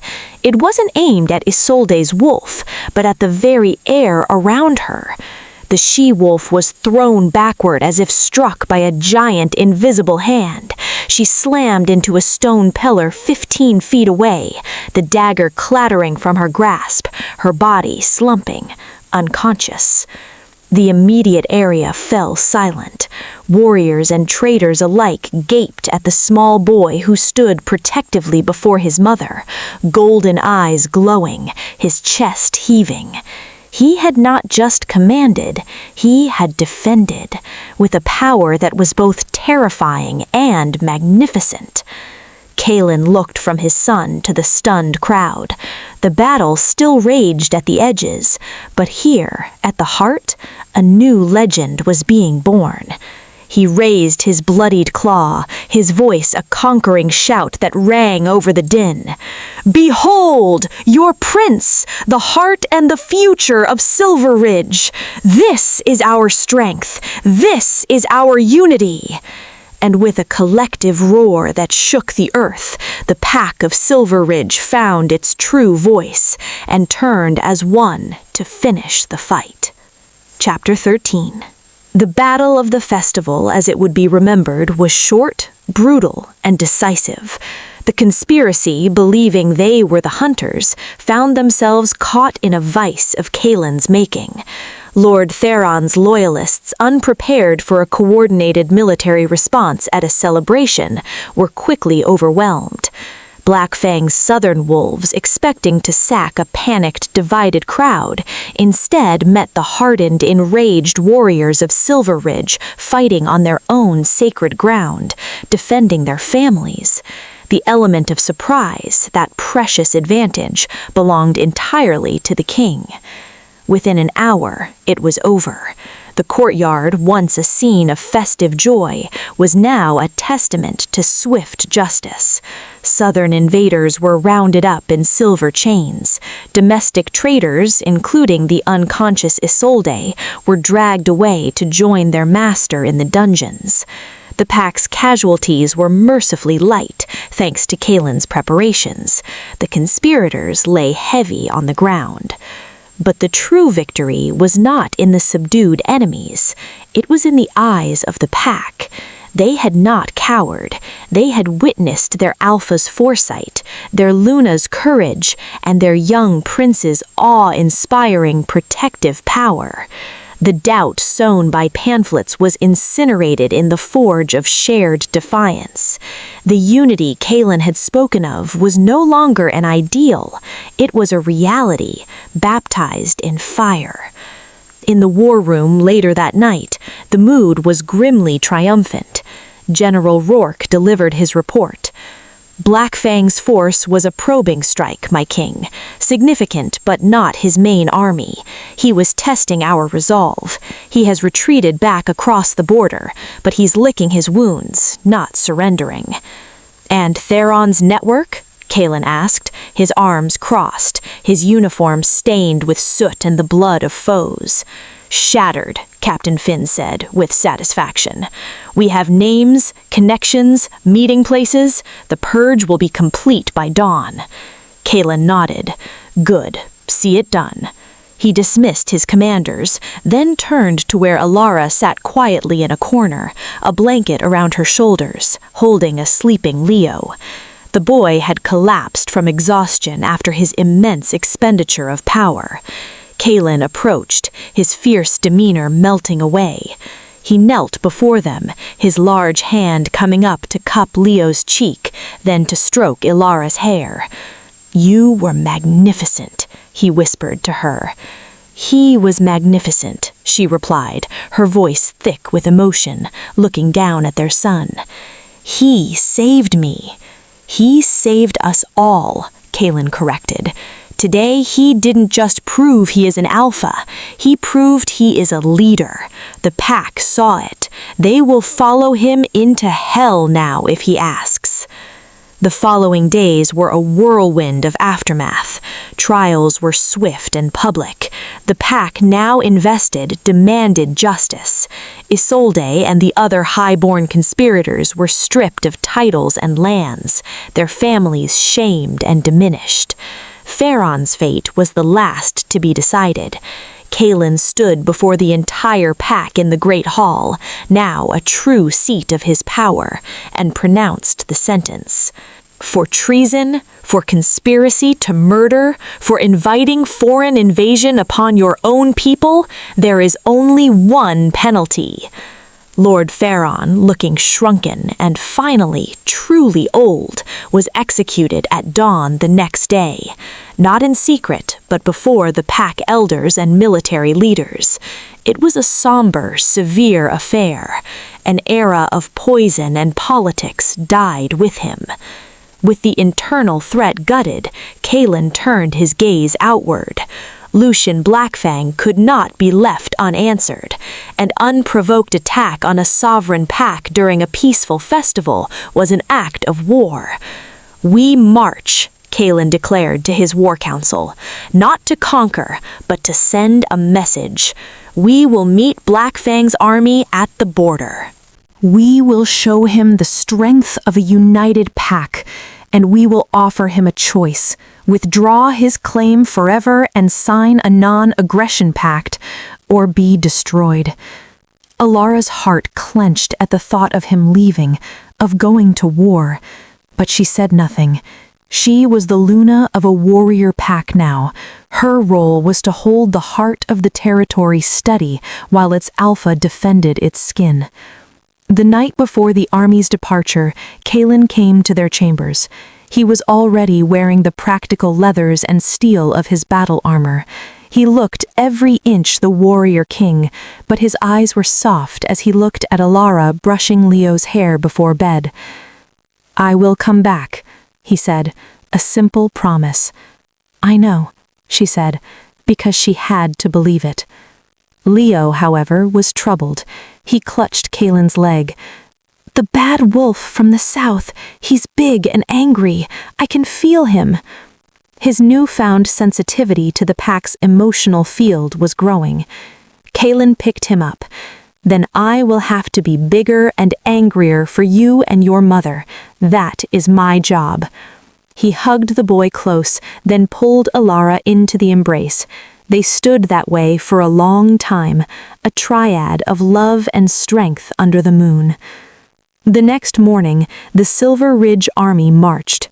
It was not a horde, but a disciplined, lethal river of fur, steel, and determination. From the palace battlements, Elara and Leo watched them go, a sea of banners disappearing into the forest. The palace felt vast and empty without Kaelin's dominant presence. Elara did not retreat into worry. She governed. With the council now loyal, she oversaw the continued integration reforms, the rebuilding from the festival attack, the care for the wounded warriors' families. She held open courts, listening to petitions, her judgments fair and compassionate. The pack, seeing her strength in their king's absence, began to love her not just as his mate, but as their Luna in her own right. Leo, meanwhile, began formal training with Elias and Captain Finn. They taught him not just to control his power, but strategy, history, the weight of command. The boy who had hidden in laundry rooms was now learning to one day rule a kingdom. Weeks passed. Reports from the border were sparse but positive. Black Fang's army had gathered, but upon seeing the disciplined, fierce force Kaelin led and hearing the now legendary tales of the festival and the prince's voice, their morale was low. Skirmishes were won by Silver Ridge. The southern wolves were on the defensive. Then, a moonless night, a bloodied, exhausted wolf messenger stumbled into the palace courtyard. He carried a sealed scroll for the Luna. Elara's hands trembled as she broke the seal. It was Kaelin's handwriting. My Elara, the standoff is broken. Black Fang, in a final attempt at Coward's Gambit, challenged me to a traditional alpha duel to settle the conflict without full battle. I have accepted. It happens at dawn tomorrow, at the stone circle on the border. Do not fear. He is strong, but he fights for ambition. I fight for you, for our son, for our home. There is no contest. If the worst should happen, know that my last breath will speak your name. Raise our lion to be the king I know he can be. All my love, forever. Kaelin. Elara sank into a chair, the paper crinkling in her grip. A duel, single combat, the most primal, dangerous form of conflict. All their hopes, the future of the pack, hung on the outcome of one fight. She couldn't breathe. She couldn't stay here waiting for a messenger to bring news of her world's end. She looked at the ring on her finger, the sunstone dark in the low light. No, she was not just a waiting woman. She was Elara Vance, daughter of warriors, mate to the king, mother of the heir. She stood up, her decision solidifying into unshakable resolve. She called for Captain Finn. Prepare a small, fast escort, she commanded, her voice leaving no room for question. We leave for the border tonight. Finn stared. My lady, the king's orders were for you to remain safe. The safest place for me is by his side, and our son needs to see this. He needs to see what his father fights for and what it means to lead. We leave in an hour. That night, under the cover of darkness, a small, determined party slipped from the palace. At its heart rode the Luna of Silver Ridge, her son held before her in the saddle, his small face set with a solemn understanding. They were not running to safety, they were riding toward the storm. The fate of the pack would be decided at dawn, and the royal family would face it together. Chapter 14. The ride to the border was a fever dream of fear and determination. Elara pushed their small escort hard, guided by the terrified messenger who led the way. The forest paths were treacherous in the dark, but a strange certainty guided her. The mating bond, now fully acknowledged and vibrant, was a taut, humming chord in her chest, pulling her inexorably toward Kaelin. She could feel his presence on the horizon, a steady, burning beacon of resolve, but beneath it, a thread of weary tension. He was preparing for the fight of his life. Leo, cocooned before her in the saddle, was silent for most of the journey, his small body thrumming with a mix of exhaustion and intense focus. Just before dawn, as the sky began to lighten from black to deepest indigo, he spoke, his voice small against the drumming hooves. Mama, Kaelin is sad. Elara's arms tightened around him. He's not sad, my love. He's focused. He has a very hard thing to do." "No," Leo insisted, his head tilting as if listening to a distant song. "Kaelin is sad because he might have to hurt the other wolf to make him stop. He doesn't want to, but he will for us." Elara's breath caught. The child's perception was terrifying in its accuracy. That was the burden of a true king, the willingness to bear the weight of violence to protect peace. They reached the edge of the Silver Ridge encampment as the first true fingers of pink stretched across the sky. The camp was a silent, grim monument of readiness. Thousands of warriors stood at attention, their faces turned eastward, towards a stark, raised plateau of granite known as the Stone Circle, an ancient neutral ground for such duels. Captain Finn, who had ridden ahead, secured their passage. Warriors parted for them, bowing their heads as Elara rode through. The respect in their eyes was now tinged with a new, profound awe. Their Luna had come to the front. They dismounted at the very front line where General Rourke stood. The old warrior's face was grave. "My lady," he murmured, bowing. "He is already there." Elara looked across the short, open stretch of rocky ground to the Stone Circle. Elara looked across the short, open stretch of rocky ground to the Stone Circle. In the center, backlit by the rising sun, stood Kaelin. He wore only simple fighting leathers, no royal insignia. He looked like a primal force, broad, immovable, his dark hair tugged by the wind. His hands were empty, but his entire body was a weapon poised to strike. Opposite him, 30 paces away, stood Lucian Blackfang. The Southern Alpha was a mountain of a man, taller even than Kaelin, with a shaggy mane of rust-colored hair and a beard braided with iron rings.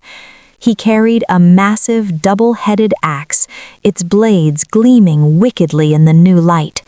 He looked like fury incarnate, a brute who ruled by terror alone. An ancient elder from a neutral pack stood between them, his voice carrying on the thin morning air as he recited the dueling rites. "To first blood, or submission, or death. The victor's claim is absolute, the pack's will abide." The elder stepped back. The world seemed to hold its breath. Then Blackfang moved. He didn't wait for a formal signal. With a roar that shook dew from the grass, he charged, axe held high, a battering ram of pure aggression. Kaelin didn't charge. He shifted. It wasn't the slow, dramatic transformation of legend. It was an instantaneous blur. One moment he was a man, the next a colossal wolf of midnight black, with eyes of burning crimson. He met Blackfang's charge not head-on, but with fluid, evasive grace, sidestepping the downward crash of the axe and raking his claws across the Southern Alpha's flank. The duel was not a brawl, it was a deadly dance. Blackfang was all overwhelming power, his blows capable of shattering stone. But Kaelin was precision and strategy. He was faster, his movements economical and lethal. He harried Blackfang, darting in to leave shallow, bleeding cuts, then vanishing before the axe could find him. He was wearing the bigger wolf down, attacking his patience as much as his body. But Blackfang was no fool. He feigned a clumsy overhead swing, and when Kaelin darted to the side, he reversed his momentum with shocking speed, the haft of the axe swinging around to slam into Kaelin's ribs. A sickening crack echoed across the plateau. Elara gasped, her hand flying to her mouth. Leo whimpered, his small fingers digging into her arm. Kaelin's wolf staggered, a pained snarl ripping from his throat. Blackfang pressed his advantage, his axe a whirlwind of steel. Kalen was forced back, parrying with claws and fangs, but the blow had cost him. His movements were a fraction slower, his defenses less sure. "He's tiring him out," General Rourke muttered, his face tight. "But that injury, it changes the calculation." Blackfang sensed it too. A vicious grin split his bearded face.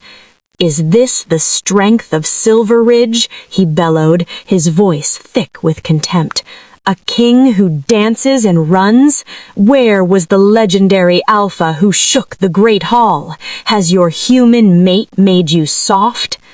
The taunts were meant to enrage, to make Kalen reckless, but Kalen's eyes, even in wolf form, remained calculating, cold. He was listening to more than just Blackfang's words. From the sideline, Leo was trembling, not with fear, but with a rising, desperate energy. The golden light was back in his eyes, flickering like a distressed flame. "He's hurting Papa," he whispered, a statement of unacceptable fact. Elara knelt, pulling him close. "Leo, no, you mustn't. This is your father's fight. You must be still." "But I can help," Leo protested, his small voice strained. "The bad wolf is loud inside. He's all messy and angry. I can make him quiet." On the field, Blackfang landed another glancing blow, opening a gash on Kalen's shoulder. The Silver Ridge ranks groaned. The Southern warriors began a rhythmic, taunting stomp. Kalen was fighting a defensive battle now, conserving energy, looking for one opening. But Blackfang was too experienced, too strong. The axe swept down in a killing arc, aimed at Kalen's neck. It was then that Leo broke free. He didn't run. He took one step forward, away from Elara's grasp, planted his small feet on the rocky ground, and focused all his being on the dueling alphas. He didn't scream a command. He didn't even speak. He hummed.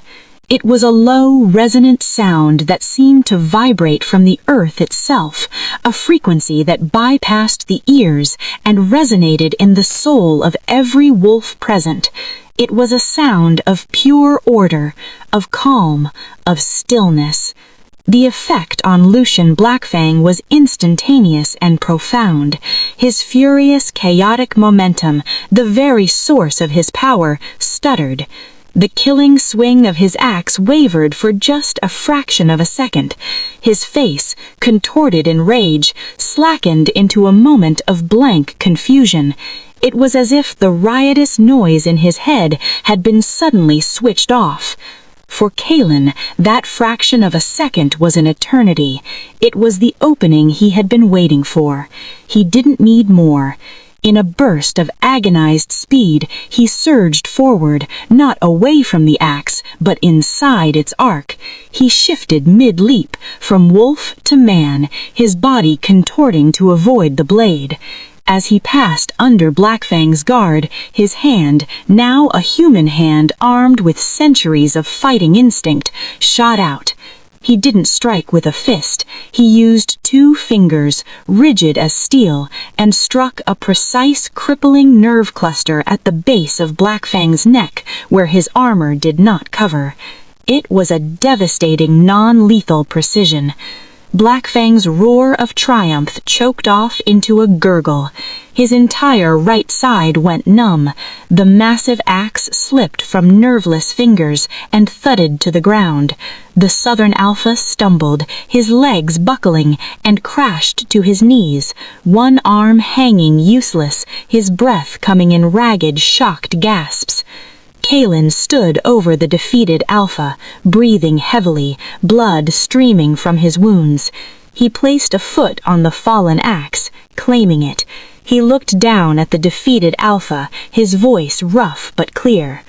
"Submit." The word hung in the silent dawn. The Southern Pack's stomping had died. Every eye was on their kneeling Alpha. Blackfang's good arm trembled. He tried to rise, failed. Hatred and humiliation warred in his eyes. But he was a pragmatist. He had lost. To continue was death, and his pack would be slaughtered by the enraged Silver Ridge army watching.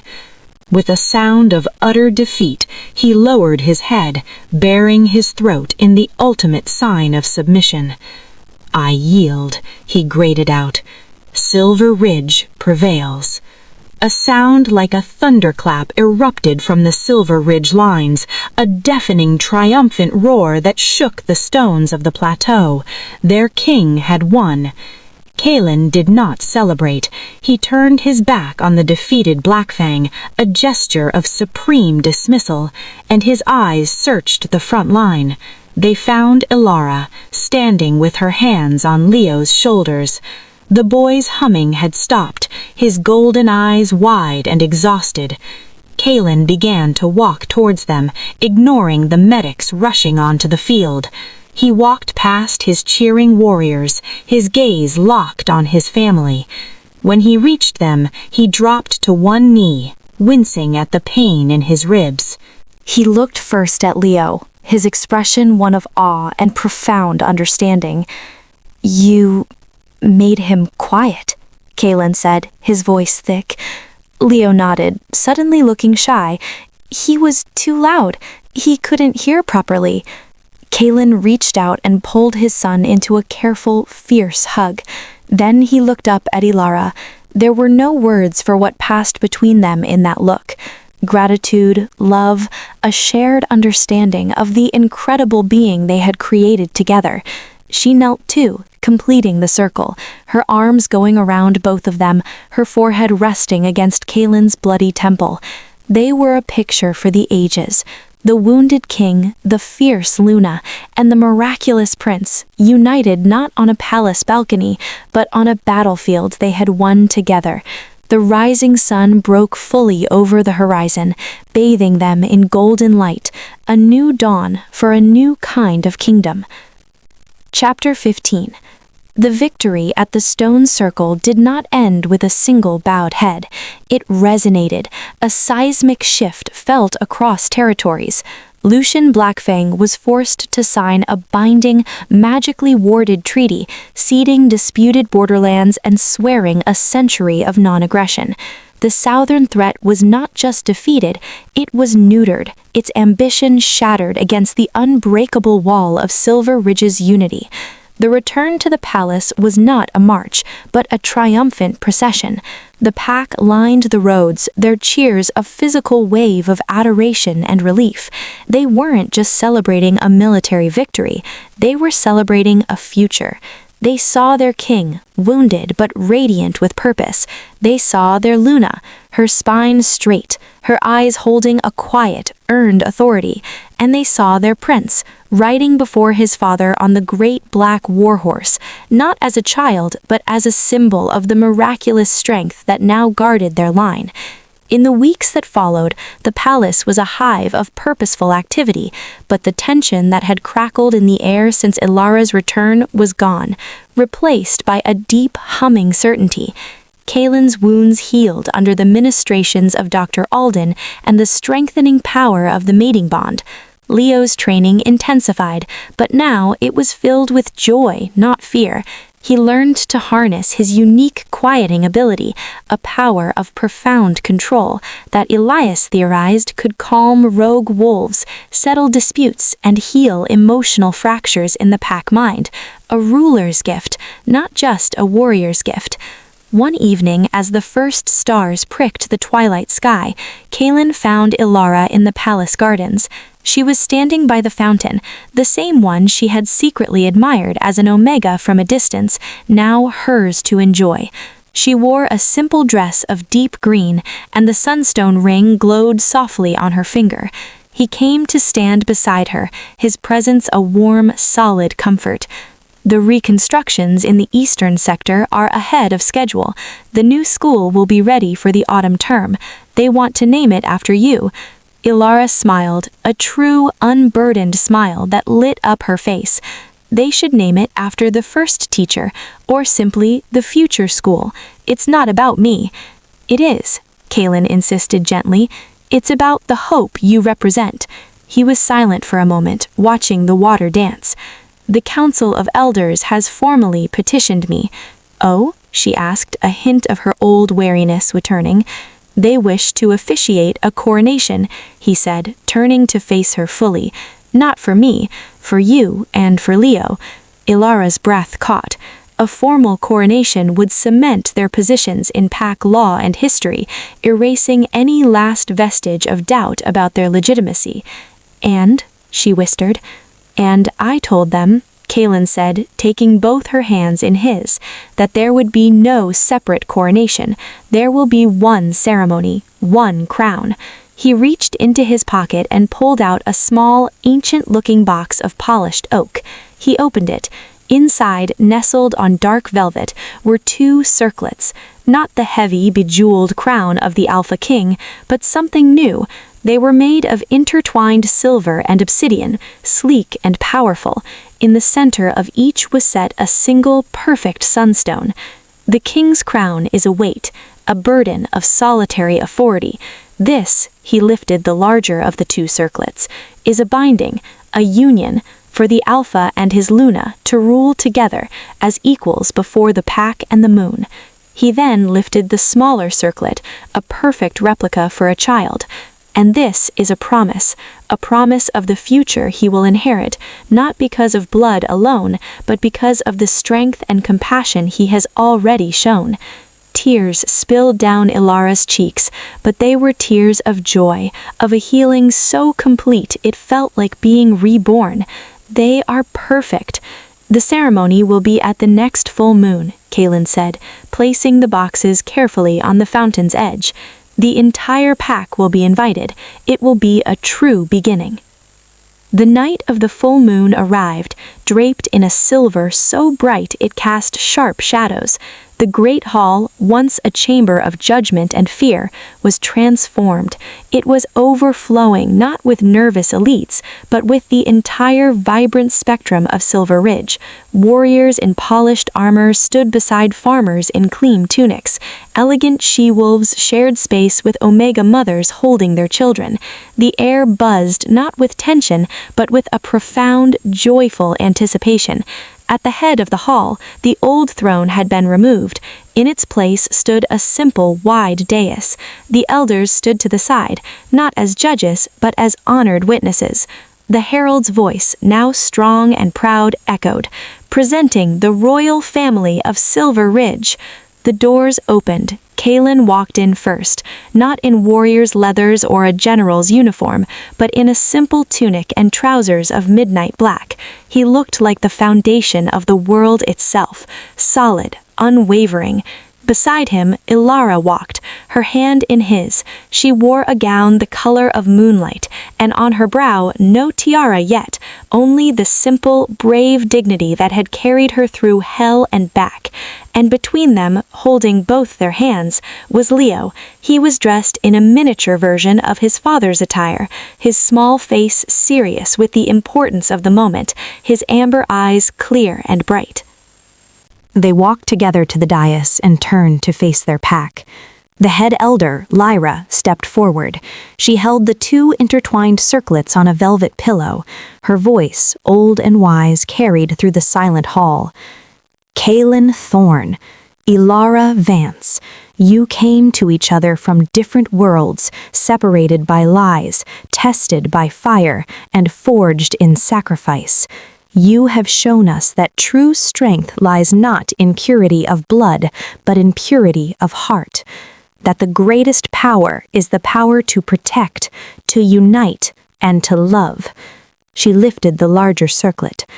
"Do you vow to lead this pack together as one heart, one mind, one spirit, to guard its people, to cherish its future, and to rule with both justice and mercy?"